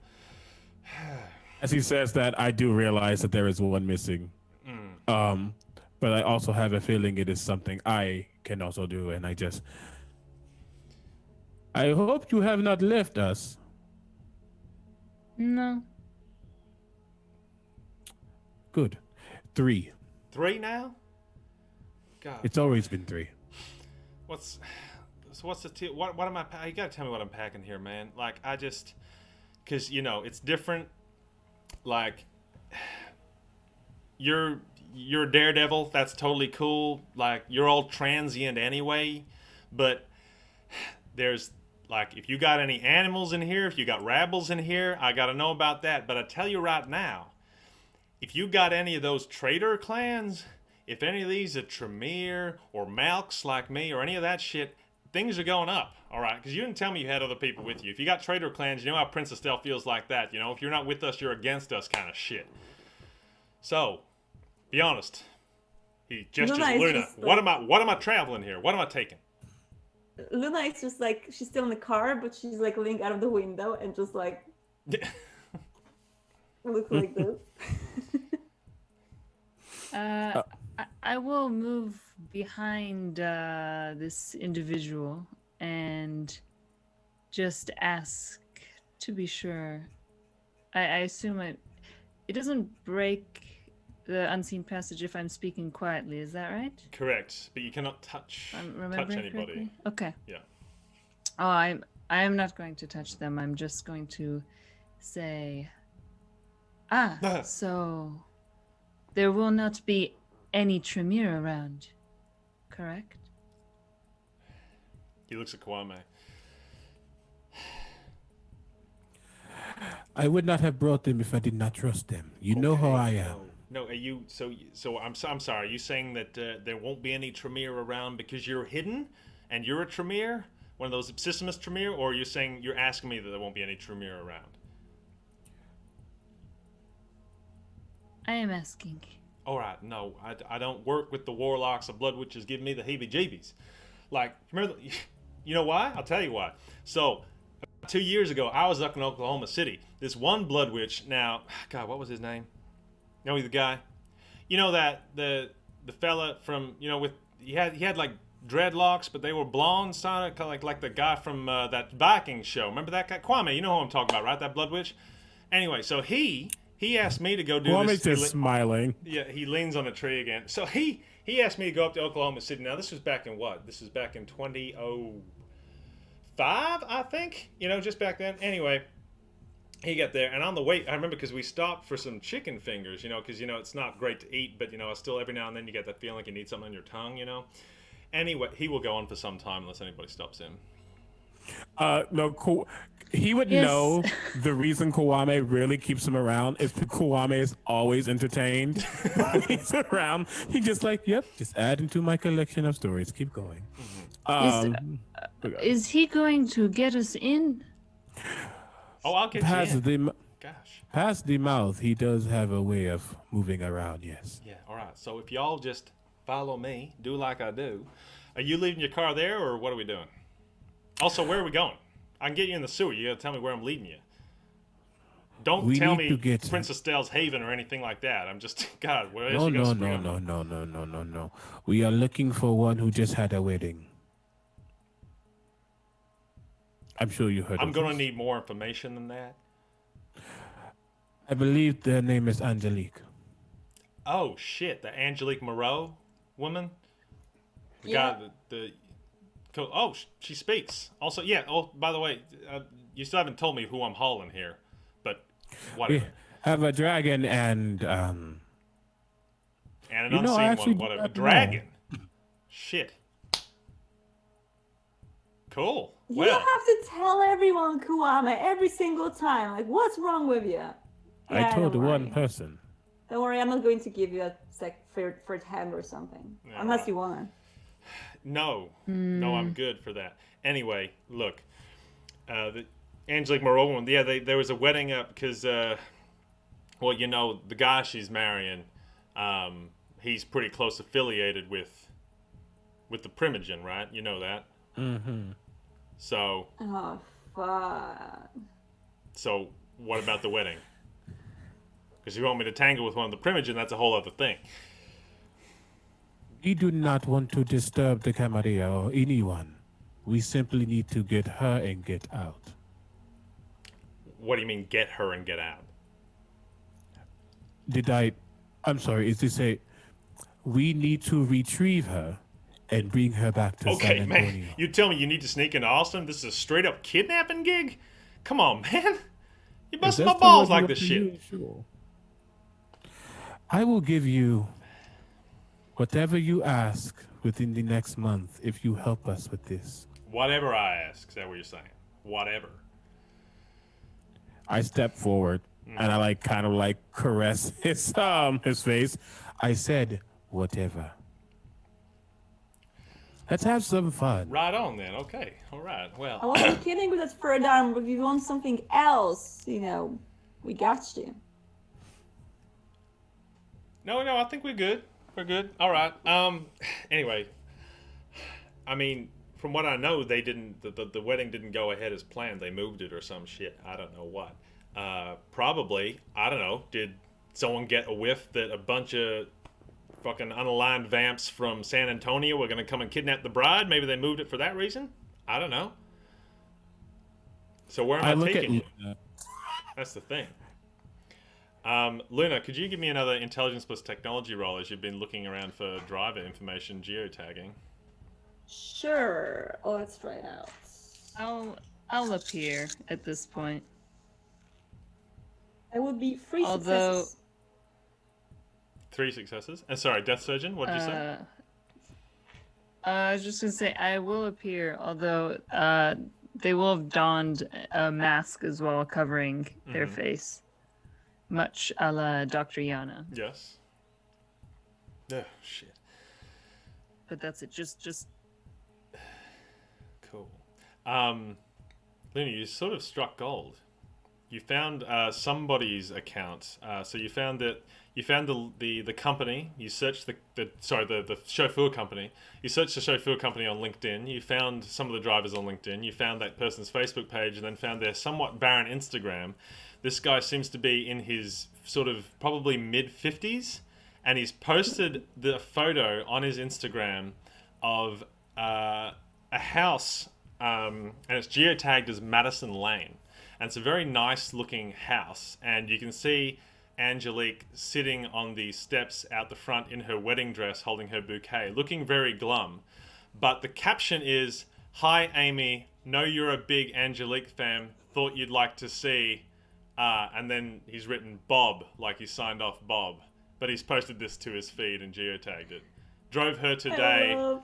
Old school smiley face. It's not the emoji, it's like an actual smiley face. Hope you're all well. Tell your mother I said hello. I love old people on the internet. They are the best. Hi, I got an address. Oh, well, That's so his you got an address convenience. now. Where are we going? amazing. Madison Lane. How was it? Hope you like slugging it through the sewer. Okay, I need you to be quiet, alright? Well, thankfully, none of us are Toreadors, yes?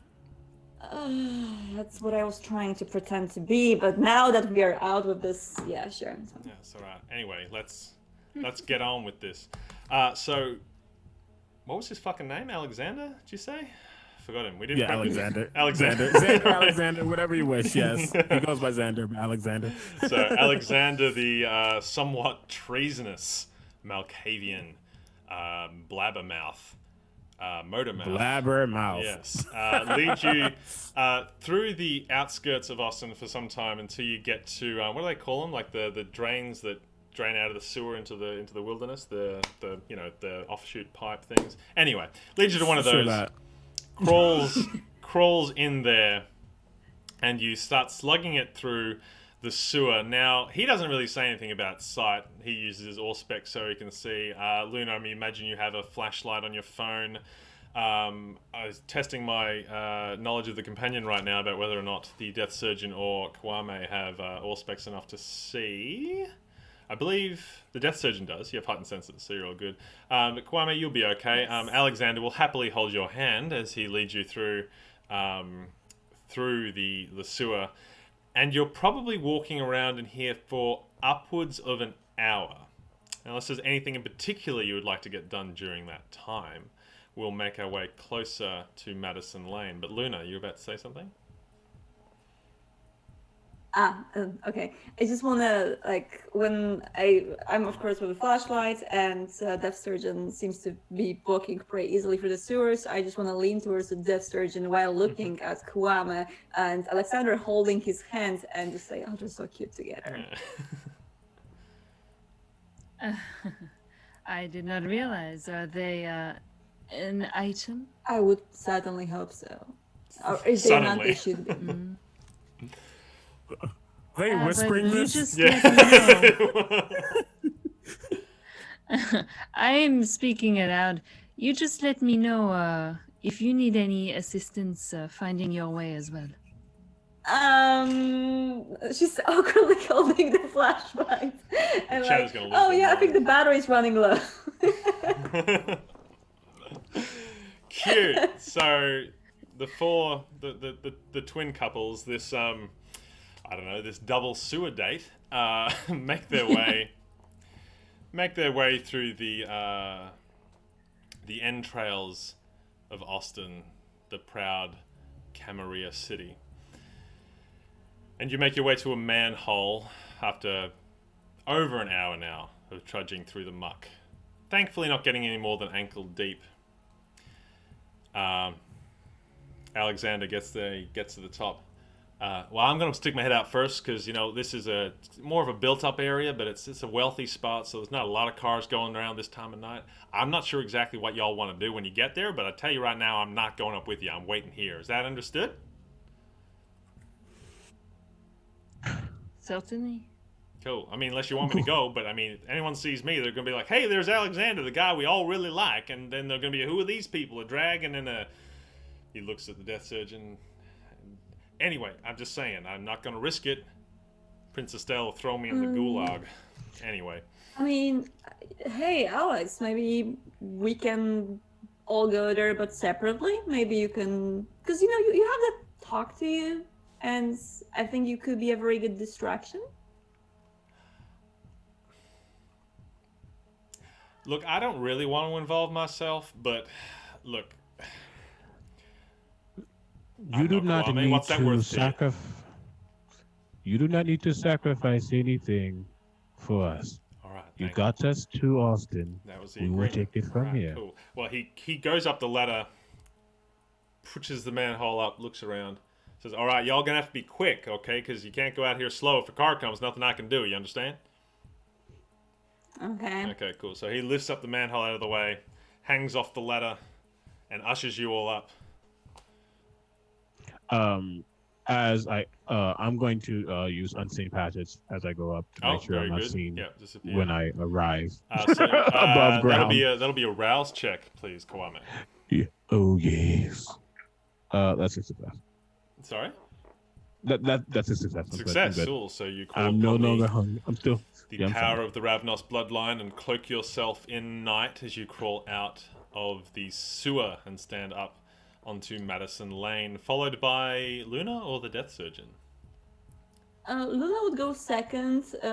As they go away off the dungeon, of the sewer, she would understand that this is the time to act and not play. So instead of either holding the surgeon's hand or her head or her phone, she would activate Eyes of the Beast, which Ooh. would make her eyes way more teal and supernaturally blue.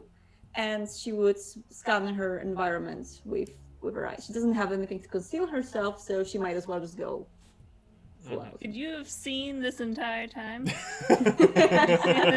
What? I didn't hear you. Very much so.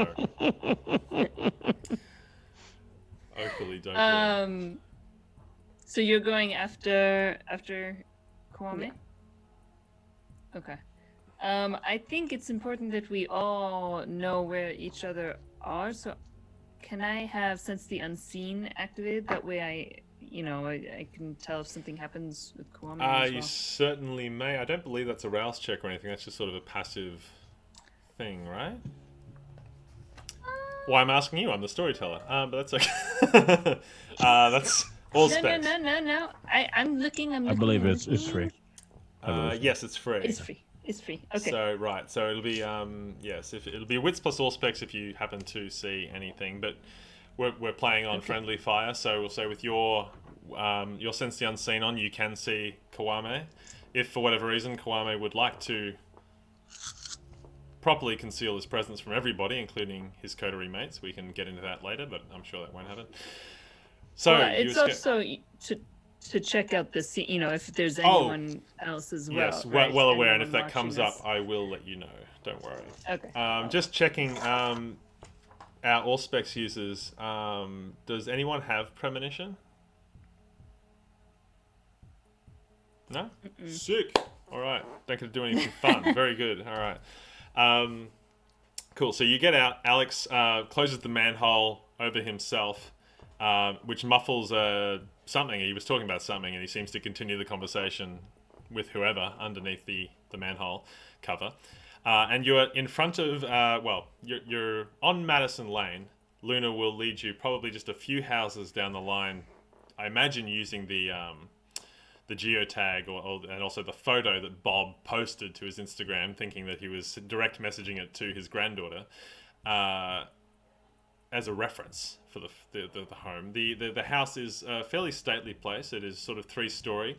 It is surrounded by a sort of 2.5 meter, what's that? I think about 10 or 12 feet tall cement wall. But it's one of those nice ones. There's like ivy crawling up it, and there's a big sort of steel gate with one of those little code things that you use to like get in. And inside there's like the grounds, and there's the house proper. There's only one car sort of parked out the front, up the driveway. But other than that, the house itself is very quiet. There's not actually really any. There's maybe 1 or 2 lights on the house in total, but you can't really see much movement or anything like that. How would you like to proceed? I believe we should look for not the front entrance, or we could split. But are you not friends? Like you were saying. Just Could you not pals. just, knock and say that you are here just to, offer your congratulations or something? I can do that, but with you guys on the side, it might be a little bit weird. So what if you look for a side entrance and I serve as a distraction? Yes, okay. But we can also both be hidden so that you can knock on the front door, say hello, you're here for your friend, and then, they don't have to worry about seeing us. Good point. Okay, yeah, sure. We can proceed. And Luna does seem to be a bit not sure about this plan because she knows that this might not go well. But then again, she has other things at her arsenal, so that's fine. She's going to approach for the front door and let Unseen her... passage. Yeah. Unseen passage before that. Okay, is that another rouse check? Yes. I pass. Very good, very good. Now, Kwame, you're still collecting darkness as well. Yep. Now, what are you hanging by Luna while she goes to the front door? Again? I'm asking Kwame if he's hanging by Luna while she goes to the front door, or yeah.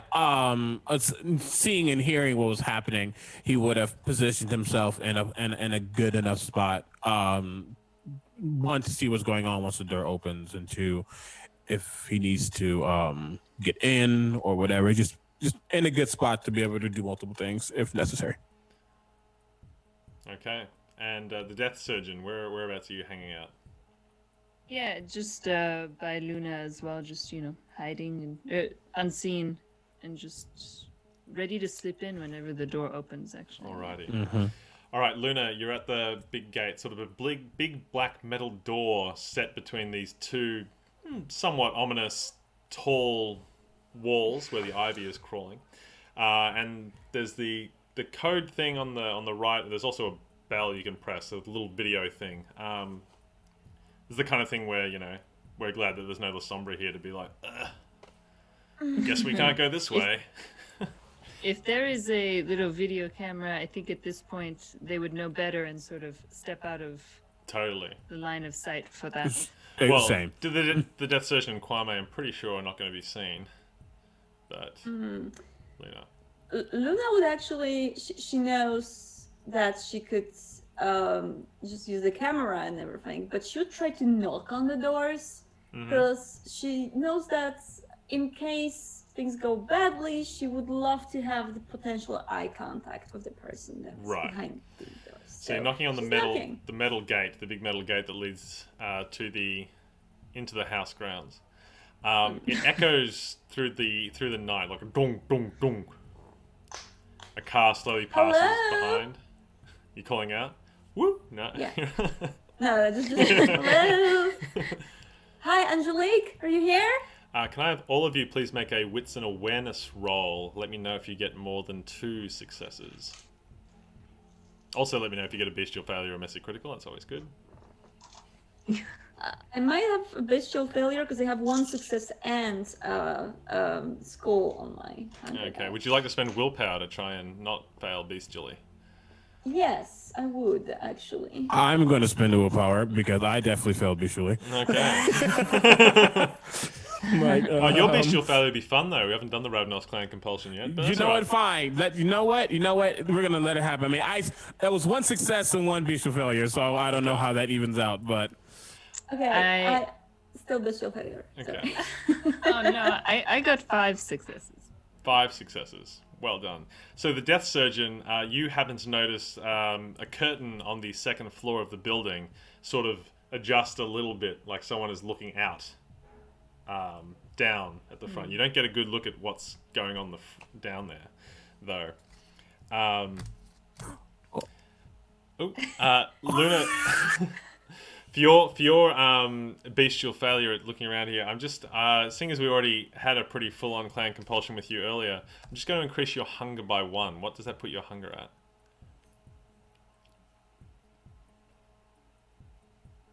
Is that 2 or 3 hunger now? Luna. Oh, no, we've lost it. No, It's teal. I'm trying to fix my camera, but it's my hunger is 2 if I have 1 more. Okay, it's just the teal aura is absolutely bursting out. I'm trying to fix this. Kwame, Sorry. do you know what happens when the Ravnos are overcome by their clan compulsion? yes, they begin to tempt fate. Yes, they are. They are known as the Daredevils for whatever reason. So that means you must overcome the next problem you face in the most daring way possible. Oh God. Your current problem is no one is answering the door. Jesus. Okay. Yeah, he kind of looks at this and he Death Surgeon, you can whisper if you want to whisper to anybody Yes, about what you I'll saw. say. Look, the window over there at the curtain. you said the most. Oh God. Yeah. I'll be the arbiter of whether the option is daring enough. Well, he saw the window, and then he saw a rock. Well, then he looked back at the window and said, "Ah," and he will go over to that window while he is still cloaked. But he has a couple of rings on his fingers, and he balls them up, and he just starts doom, doom, doom, doom. So on the Hello. the very first time your fist connects with the door, the unseen passage is completely shattered. The cloak of night disappears completely, and you keep thundering at the door. The Death Surgeon, because you had that such a good perception roll before, you noticed more lights come on the second floor. Are your heightened senses still on, Death Surgeon, or? I can't remember. Yes, I guess this is very loud It now. is, yeah, I was going to say, it's very loud. And I'll get you to make another wits and awareness roll to see if you can notice anything with your heightened senses through the almost gong-like droning that is being hammered onto this metal door in front of you. Hopefully it won't be too long before Luna escapes this green existential prison that she's in, and she can tell us how she's going to react. I'm trying. It's okay. I have no I'm idea. sure the chat is loving it. Yeah. Shattering the illusion. It was a green screen all along. I'm actually in San Antonio for what it's worth. So 4 successes, critical success. for critical, a good critical success like you want. Yes. Yes, very A good. good one. You can hear footsteps coming.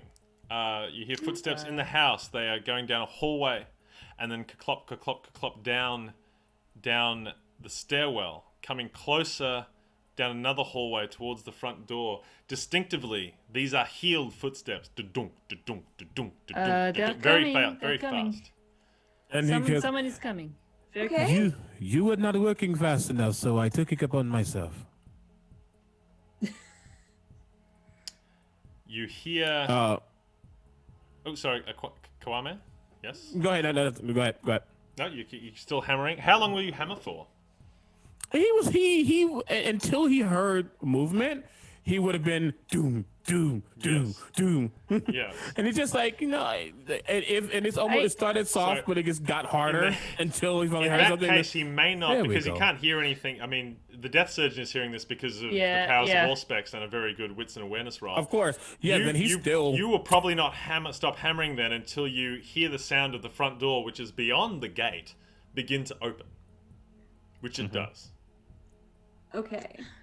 The question is whether that banging makes Kwame visible, or Oh yes, is it just yes. like Yes. The very Okay. first smack, very visible. Okay. Hi. We're here for Angelique. We have something for her. It's delivery from fans. I am. They see the doors opening. Tuk, tuk, tuk, tuk, tuk, tuk, tuk. These heeled footsteps coming closer and closer to this big metal gate, which is, not see-through, by the way. It's a big thing. The door, the gate opens, and a tall man in his mid-40s appears at the gate, and he's looking down at you. I'm sorry, what? You here for, exactly? Hi. So Angelique may know me. Which one of y'all was Luna hammering on my gate? Oh, hi. There was me. What in the hell are you doing here? Hammering I'm on going to use my gate. awe. I'm going to attempt to use my awe presence. You can attempt. Yeah, I attempt. I'm going to attempt. That is presence. I'm going to get you to make a manipulation plus presence roll, just so we know how many successes you course. get.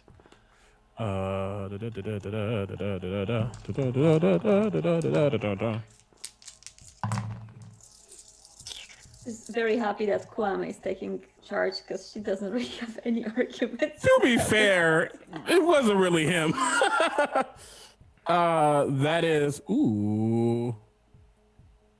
I got that's 5 successes. It's a critical. Oh, very good. This guy stares at Kwame. Please explain why you were hammering on my gate.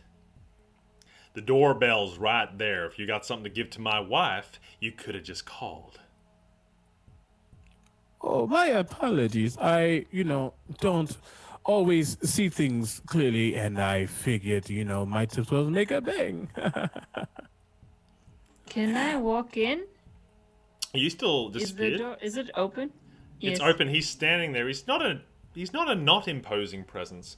If you want to sneak past him with unseen passage, it will be a dexterity and stealth roll to sort of just to avoid touching him. Like, it's not about the noise necessarily, but avoiding sort of sneaking under his arm and around the sides of him. Yes.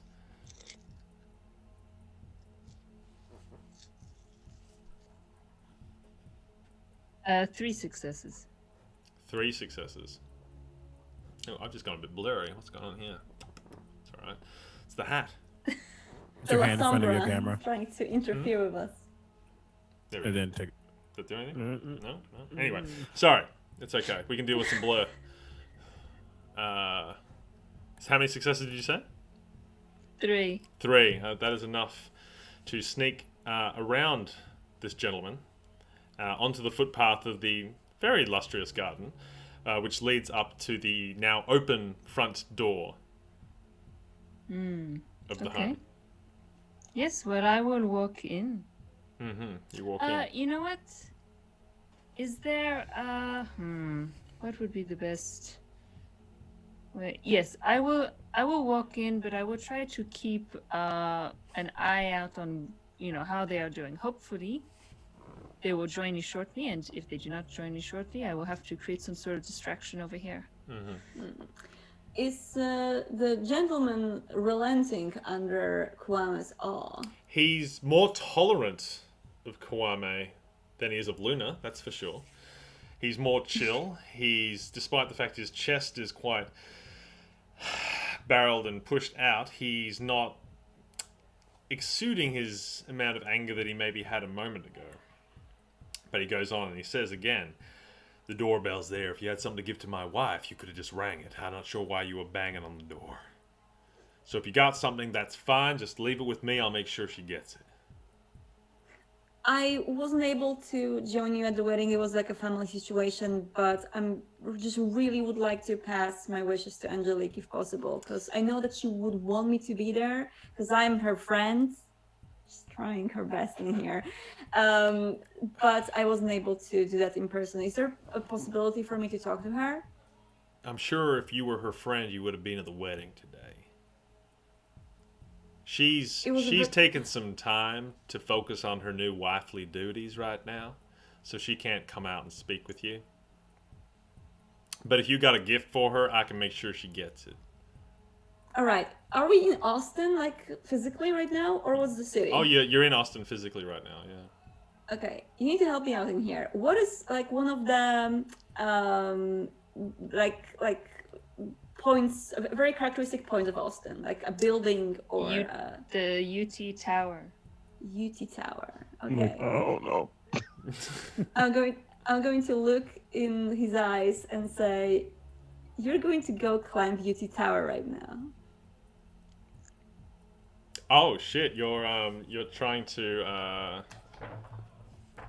I'm so glad I'm not there. I would have been very upset. So you're trying. This is mesmerize. Can you make your rouse check, please, Luna? I'm not sure if like compel is going to work better here or mesmerize. I think it's a very simple. But no, okay, compel would just be for one turn. So yeah, mesmerize, absolutely. Yes, be mesmerize. So you need to make your rouse check and make your manipulation plus dominate roll, please. I do have a success on the rouse check, so I still have 2 hunger. And manipulation plus dominate. Got 3 successes on his resistance. Oh my god. Okay. Thank you, because I have 2 hunger. Can I blood search for this? I'm gonna say yes. You rouse now. Before you So I'm roll. going to rouse. And now That's with a the errata fail. in the companion, blood surge now actually adds 2 die to your Yes. Did that increase your hunger? Yes, I have 3 hunger right now. Okay, so you got your 3 hunger dice in there? Alright. This will be fun. Okay. Okay. I do have a messy critical in here. Oh, good. With 1, 2, 3, 4, 5, 6, 7 successes. That's definitely more than this guy got. If you'll excuse me, I have to go climb UT Tower. And he walks past you, over to Have a good day. leaving the gate open, and begins walking down the street. I look at Luna. Oh, that was fun. Look at you. Luna, that wasn't fun. That was part of what you were here to do. How dare anybody try and tell you what was or what wasn't fun? Does this Ravnos even know what the fuck's going on? You are under the compulsion of dominance. You have to turn whatever your next interaction is into a competition. And you won't be satisfied until you've not only won, but you've rubbed the loser's nose in it. Do you think it was fun? Did you just call what I did fun? I did. He wanted to go to the tower at your command, and he did. I thought is what I that- did was Is a good job well done funny to you? Or do you think the job wasn't done well? While this awkward couples argument is happening... my what's composure's happening also inside? worn off, correct, right? Sorry, what did you say, Brian? Pardon, I said while the awkward couple argument is happening, I was going to flash into seeing what the death surgeon was up to while she was walking into the house. Did you stop to see what happened with Charles Forrest at the front, or were you still on your way in? I was walking in. I just looked back just to make sure that they were able to come in, okay. Okay, so you're not And going I in by see yourself that, or anything. I'm just clarifying he if has you're walked waiting. away. Yeah. Yeah, I will wait for them, Okay. just to make sure. I was going to make sure they could keep going before I continued, but I see them quarreling. Yes. I don't know what's holding them up. Okay, good. maybe I'll take a few steps. I'll come back. Of course, I'm still unseen, but everything okay? Really quickly, my composure's worn off by now, yes?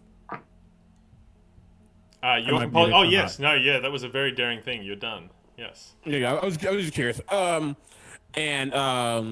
he looks at Luna, and he's still smiling, but it shifts very slightly. Listen, I'm very hungry right now, and we have a job to do. So you better admit that this was a job well done, and it was not funny because I'm not a clown in here, so we can proceed on. I'm going to let that slide, little dragon. How did you call me? Do I look like a fucking musician to you? Do I look like I had a duet with gorillas to you? This is I not didn't the even like that internet. song. This is not one of your little fun games on your mobile device. Yes, it was fun, but it was fun because it was fun. If you take offense to that, that is on you. I don't know if this is you speaking or the beast inside. However, calm yourself now. I may be a raven, I may be a wanderer, but I will still stick my foot so far up your ass, your phone could not tell you if it was on vibrate or silent. I hope you're going to enjoy the third eyebrow I'm going to put on your forehead in a second. Weirdly topical for the Salubri nearby, but that's okay. Yeah, very, very confused. What are you threatening? I will appear That because I'm I'm a very clown. concerned. He told me that I'm funny, that what I do is No, funny, no, that I'm a no. clown. You are not a clown, Luna. No, you are talented. You wield this power of the internet that we do not even understand. You have so much at your fingertips.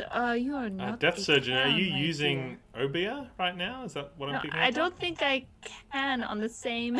A person? Are you checked? Because Yeah, I can't. This is just me trying with This my is me trying. words. Taylor Swift plays in the background. It is kind of cute, and I'm sure that Luna, despite her beast talking for her, appreciates it. But she's like, "See, she can admit it, and you cannot because what? You're proud. You're too proud to admit it." We are going to go find Angelique now. I advise you, I don't know, as the kids say, have a V8 or something. And I'm going to start to walk towards the door. All right. That's not going to help her Luna, composure. not quite. Oh, no. Not quite. So Luna, you're still in a shitty mood because the beast is still like, what the fuck? But I but went you can try. you can continue on. You'll be in a bit of a shitty mood, but for the next little while, you will be at a -2 dice penalty to anything that is not putting Kwame in his place. But we can continue on with the mission for now. Yes. I would try to skip ahead a bit and talk to Kwame and say, look, maybe just appease her for a little bit. Just say, you were right. What would it hurt? Look, we do not need this tension as we are going into someone's home that we do not know. I understand. I did had a bit of an excitement for a moment. I do not tolerate anyone speaking to me that way, I whether it's understand, them or their beast. but we all have bad days sometimes, and do you not wish to be treated with as more patience, perhaps? My people tried to be patient, and look what happened to them. I understand. But Okay. I do not fault them. That is just strike one. Luckily, I have 3 webs, not just one. Shall we go on? Yes. Okay. Moving on. All right, so you head into the home, perhaps a little more tense than you were previously. This is a big, well-furnished, but utterly soulless place. The lights are off on the ground floor. To your right, there's a lounge room with no TV and some of those weird homemaker magazines spread out on a redwood coffee table in front of a leatherette sofa. The hallway ahead of you leads into a stainless steel kitchen with a big marble kitchen island that looks like it's probably never been used. Along your left are sort of guest rooms and things like that, and then there is a staircase that leads up, curling around up onto the second and topmost floors. Where would we like to look? It is very quiet in here. The death surgeon, your heightened senses are still active, I believe. Oh, yes. Gosh, well, I must have a headache at this point with that fighting. Yeah, exactly. Yes, I will go ahead and listen and just... Kwame, what is your approach? Once I get inside and notice that it's very quiet, I'm going to, it's hard to say. I'm going to sing inaudibly. It's not that, but it is a very, very soft hum as I'm going to use Feral Whispers again and look for a couple of spiders. Very good. Now, I wouldn't be doing my job as a borderline new age entertainer here if I didn't do my absolute darndest to try and get you to sing something on this Twitch stream. So if you want to hum something for, I don't know, how are we communicating with some spider? Are you using your spider with you? Or you're trying to search for spiders in the home? Well, my spider's still with me, but it's almost like the sound that they produce, I do it on a minor third. Okay. So it's just this very haunting, low, just I can't even explain. It's a Spider-Man theme. I can't even explain what it really is, but it's just very it's very, very subtle. But just kind of summoning some spiders around, and I'm intending to ask them if they've seen someone other than the gruff man now walking into a tower as of recently. Yes. There's a golden orb spider hiding under the coffee table in the lounge room, which is spinning a web, slowly killing a ant that had crawled up inside about a day ago. And it is calling out to you just softly in that same sort of haunting minor tune that you were calling out to. So you can approach it a little closer if you would like. Luna, Hey, Will. meanwhile, what is your approach? Death Surgeon, while we're doing this, could you just make your wits and awareness roll as you're listening? Please, Death Surgeon, just in the meantime. Sorry, Luna? She's going to look for any signs of Angelique. She knows what her clothes look like. She knows what jewelry she wears. So basically, any signs of her. Yeah. So, that's the thing, Luna. You know all this stuff.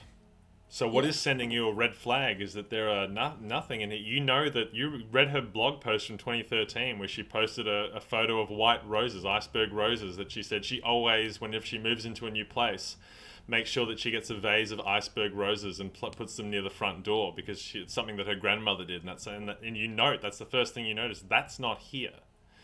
You can't see any of her clothing anywhere. This place feels very soulless. There's no dream catchers. There's no beads. There's no and what's more, you can't smell any incense. She's crazy about incense and aromas and things like that. There's no sandalwood burning. There's no what do they call it? Palo Santo, the holy wood, being burned in this place. This place has been cleansed in the way that Angelique would cleanse a place when she first moves in. She It's very concerning. She whispers towards the deaf surgeon, and I assume that she's like nearby, both of them, so they would hear it. I know that we're supposed to kidnap her, but it feels to me like she was already kidnapped. Death Surgeon, how many successes did you get? Was there a difficulty, or is this just a general? Another thing from the companion is this recommended difficulties are kept secret for tensions. But how many Great. successes do you have? Just one, but there was also a bestial. That's why. Yeah. Would you like to spend willpower? You should, if you want to avoid a bestial failure. Yes, yeah. If you can get at least 2 more successes, you'll be fine. That means I can reroll up to 3. Up to 3 non-hunger dice. Non-hunger. Yeah. Right. Still just 1. Cool. Well, we're 3 for 3, showcasing the V5 companion clans. The Salubri clan compulsion. Do you know what it is, Death Surgeon? Is it not something about empathy? Yes, you are overcome with extreme empathy. But I tell you what, I'm going to hold that thought just for a moment. You can feel it there. It's sitting there in your chest. It's getting ready to latch on to whatever's going on. Meanwhile, Kwame, that orb spider, is telling you that in the upstairs lounge room, there's been nothing but fear and stress for some time. And the orb spider continues to eat the ant that it is eating. And I'll say, since you've had that morsel, has it been before that?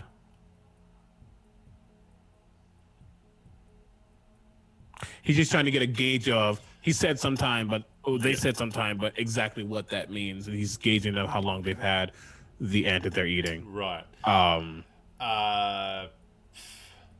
you asked, was it since you've had the morsel? Yeah. Yes. Shorter, less time since the morsel came into its web. But for many hours. Stress and fear. This all communicated to you through that same lulling melody. Cool. His spider friend definitely has a crush. But he looks back and says, upstairs. Something is upstairs. Someone. Let's go then. Do you really think that they have done something to her, that they have made her do this against her will? I have reasons to believe this way, yeah. Well, let's get her out at once, and I will rush upstairs. So the upstairs guest room, the door is open, upon hearing footsteps, Angelique, who is a relatively very good-looking woman in her sort of mid-20s, who is changed out of her wedding dress and into just a t-shirt and a pair of sweatpants, just around the house clothing. Her hair's tied up, and she appears in the doorway. And upon seeing somebody who is not her husband, screams and moves back into the bedroom and slams the door. Please, just go away, please. No, we're not here to hurt you. We're not here to hurt you. Please. I can't talk anymore about it, okay? Please. No, we are here to help you. We are here to help you get out of here. Now, you're not being manipulative, are you? You're being very sincere. Yes, I care so much. You care a lot. You really do. You care so much, and it's killing me. I just want her to open the door. I don't think I can do Obia through. No, you can't. Doors, Not quite through the door. I'm just trying to think. It's persuasion plus something.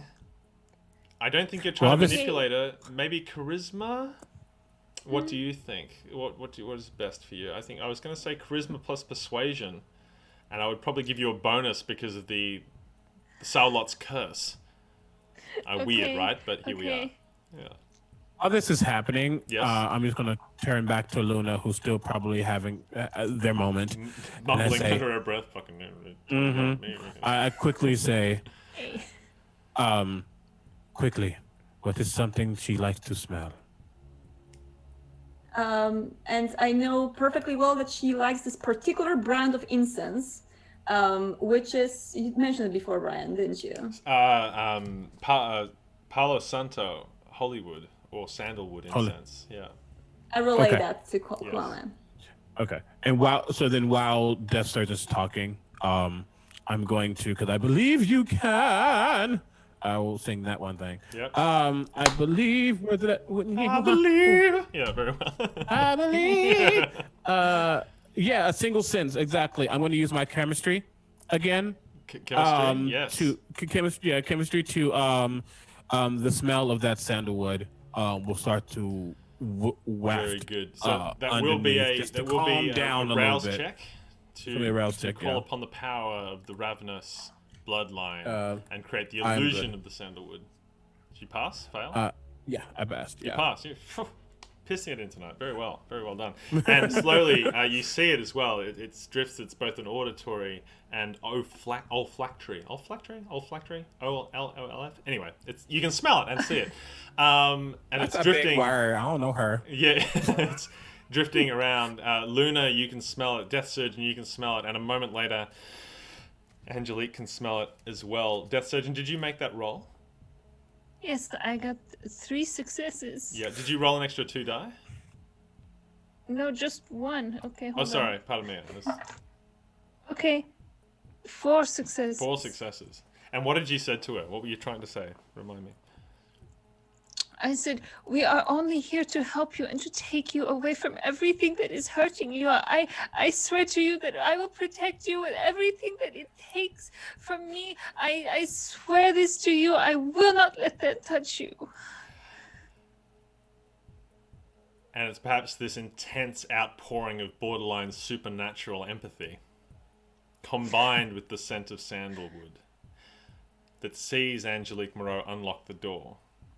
And she opens it and looks to the Death Surgeon glassy-eyed.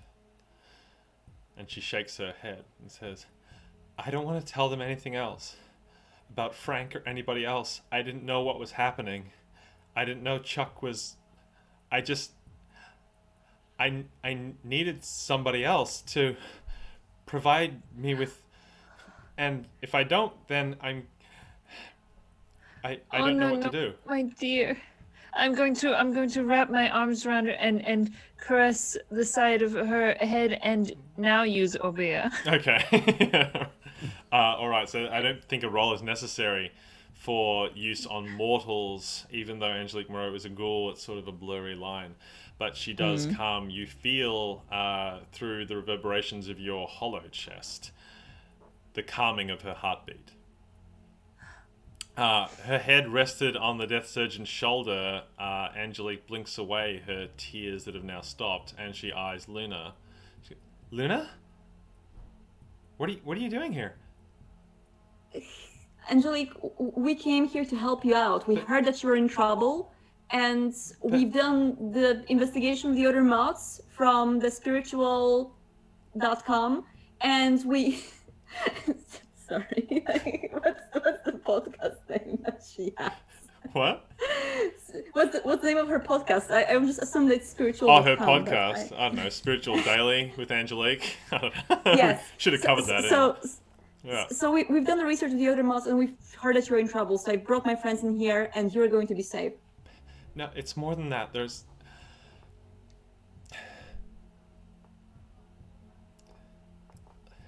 something really supernatural going on, and I can't explain it to you. Okay, I'm so thankful for you going on, but there's something very intense that I just can't talk about or risk my life. Do you understand? I can't tell you.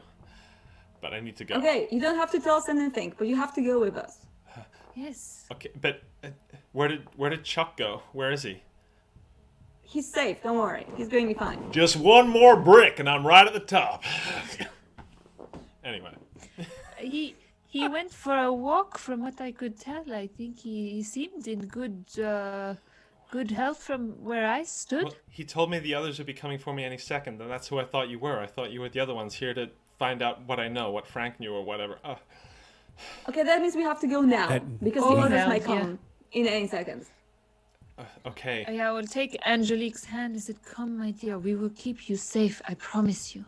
Okay, and she believes you wholeheartedly. I believe you. I'm pretty sure all of the chat believe you as well. There's no manipulative energy going on here. Nothing but pure and sincere honesty.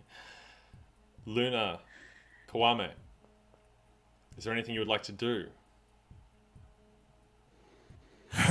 Knowing that she just said people are going to be looking, I'm going to beat them down the stairs. Yeah. And just make sure.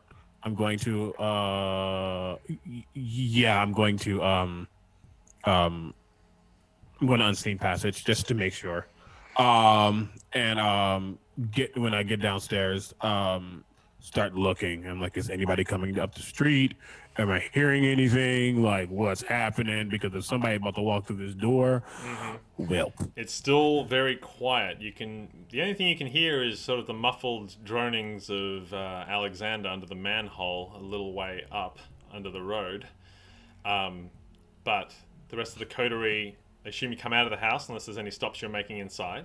I assume you're with Angelique in tow. She's very, very calm. She's going to want to be holding the death surgeon's hand as they go. I hold on to Angelique's hand. I definitely compliment the home. It's beautiful. It must make for wonderful parties. I hate it.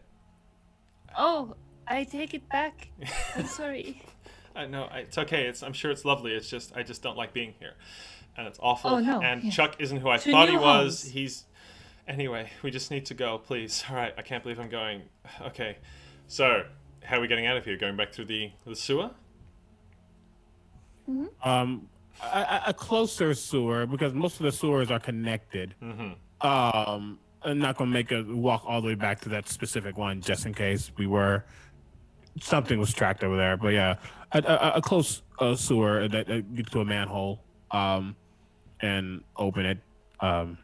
Hopefully no one's looking. But yeah, say, let's go down. Let's go. So you head into the sewer. Not long from now, you meet up again with Alex. He makes a big deal about how he thought if you were kidnapping somebody, they'd be knocked out. Now he's got to worry about another body trudging through, and what can we do, blah, blah, blah. Keeps on spamming on. Luna, the beast in you, is finally sort of quelled. You're a bit more relaxed. You make it back to the outskirts of Austin with Angelique in tow, and you make it back into Kwame's car to drive along the I-35 back to San Antonio. Angelique, while more relaxed than she was when you first meet her, is still very, very anxious along the drive home. Is there anything you would like to say with her before you deliver her to Dr. Yana? I would like to do one thing. Yes. But I assume that this would happen either in a sewer or somewhere like less in the open view.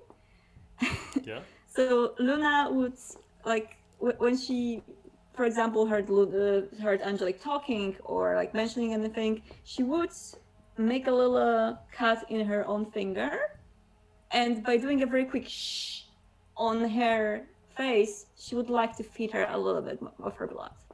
She really wants to get some of her blood into that woman's body. Oh, And what are you doing? I just really want to be on her podcast, okay? of course, unbeknownst to you, the ghoul Angelique has not had any blood in quite some time. So before she even really knows what she's doing, she latches on like a suckling child and begins to drink deeply of your dragon blood. I would try to pull my finger. It's just a cut on the finger. Oh, so but she she's- can't drink too much of it. Yeah, real fucking. Like when the thick shake is, you can't quite get it. Sucking. Concave. She'll try lips. to pull the finger away okay. from her. She coughs. And she looks. Luna, I think we've got more to talk about on the way home than I originally thought we did. I think we did. Very good. So you get her in the car. And you Is- start heading back to San Antonio.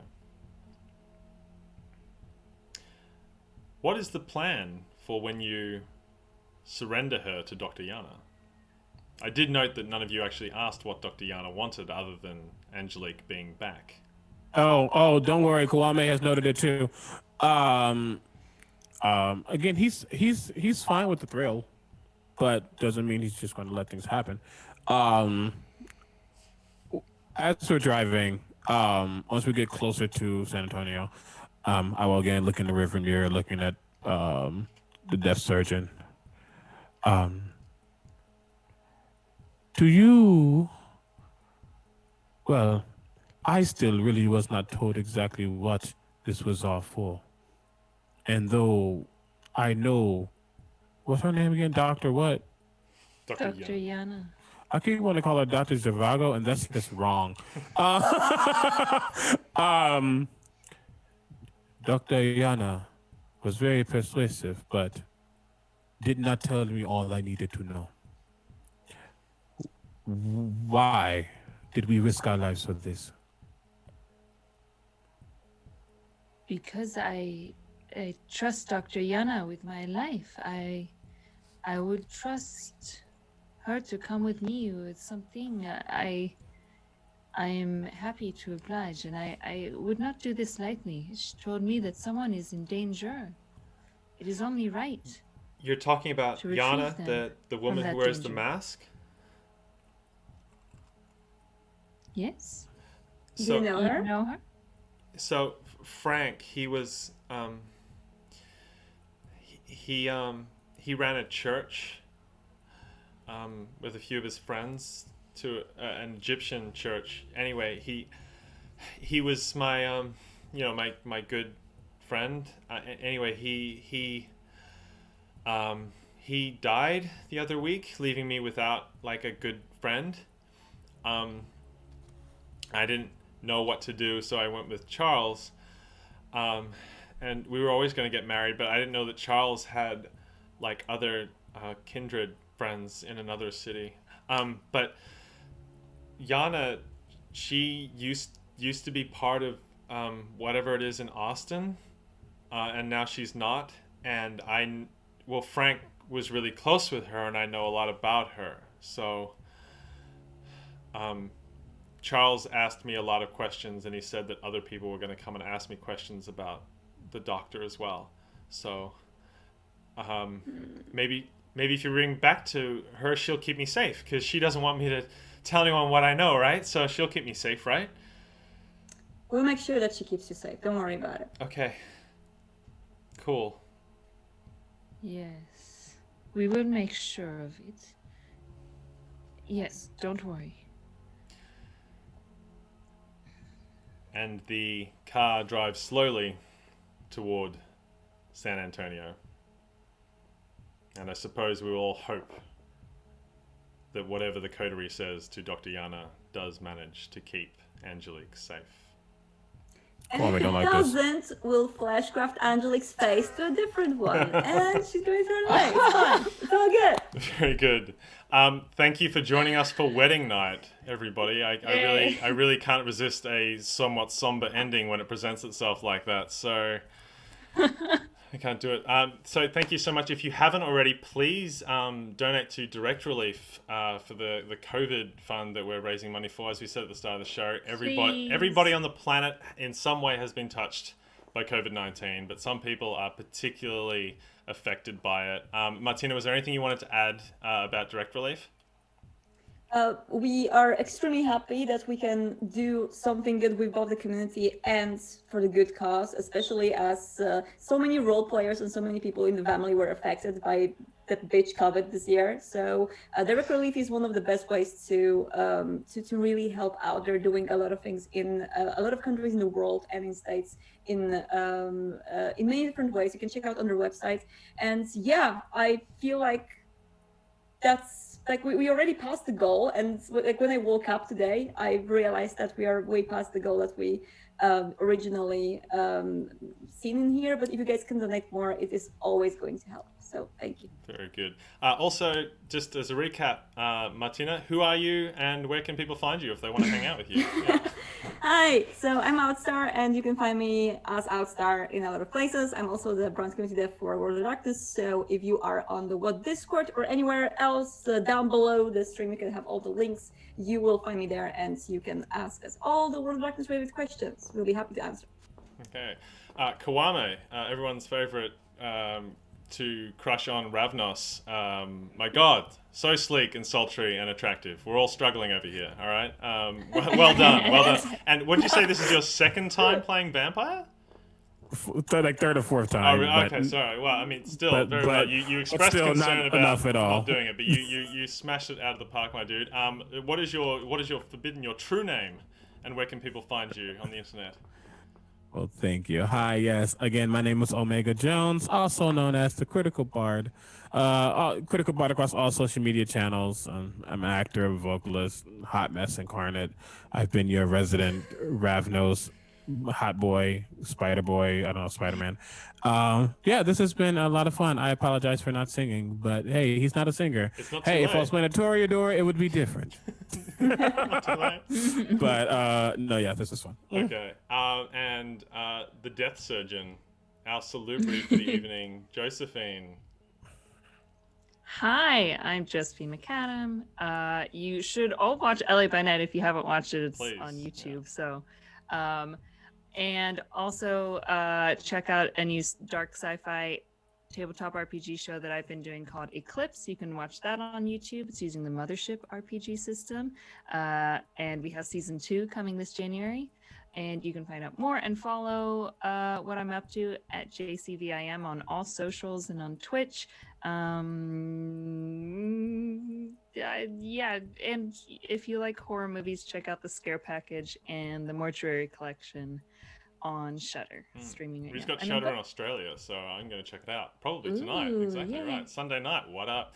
I've been Brian Holland of your Storyteller. I work as a community ambassador for the World of Darkness with the World of Darkness team, working with Martyna, which is lovely. Thank you again. I'm going to look at, I think this is the way, in your box. Yeah. Thank you so much for inviting me along to run a game for this stream. I'm so excited. It was such a great opportunity. You can find me on Twitter at BWHolland. If you liked me doing Storyteller stuff, you can watch Book of Dreams, a vampire, the Masquerade story on YouTube, which is a vampire game I ran over Twitch set in Melbourne, which is where I actually live. Other than that, everybody, we've got a whole other day of streaming happening for the Vamily Holiday tomorrow. I think this was the last thing for today. We're still raising money. There's a whole slate of things happening. You can check that out. Where's the timeline? It's down below, The schedule right? is below, We're all or you below? can do / schedule. Yeah, And schedule. yeah, we It's always for important. European folks, it's still today. for sorry. people from Yeah. other places. It's maybe tomorrow. Yeah. But basically, we're going to meet in exactly 5 hours with me and Troy from CK Free Team playing Bloodlines 1. So Very good. if you And wanna- Josephine has something to say too? Oh yeah. Oh yeah, I forgot to mention that I will be here again tomorrow at 2 p.m. for the Vampires of Pittsburgh stream as Inquisitor Kit Willoughby, That's the very Yeah, I opposite know. of the kind of character you were playing just now. ready to hunt vampires. They should all die. No empathy. Opposite. It was so fun to roleplay with you guys. I want to do it again. It was Yes, let's do super, it again. I super mean, I fun. already saw The- someone the- in the chat saying that Yeah, they they want Wedding Night sequel. Part 2, but What It another was part so two, lovely. The Hangover. Thank you. Cool. Thank That you was so the much. proper send off. Thank you so much for hanging out. Thank you to everybody in chat. You were great. It was very fun to read everything that was going on. But until we see you next, have a great time, and wherever you are, please sleep soundly. Goodbye.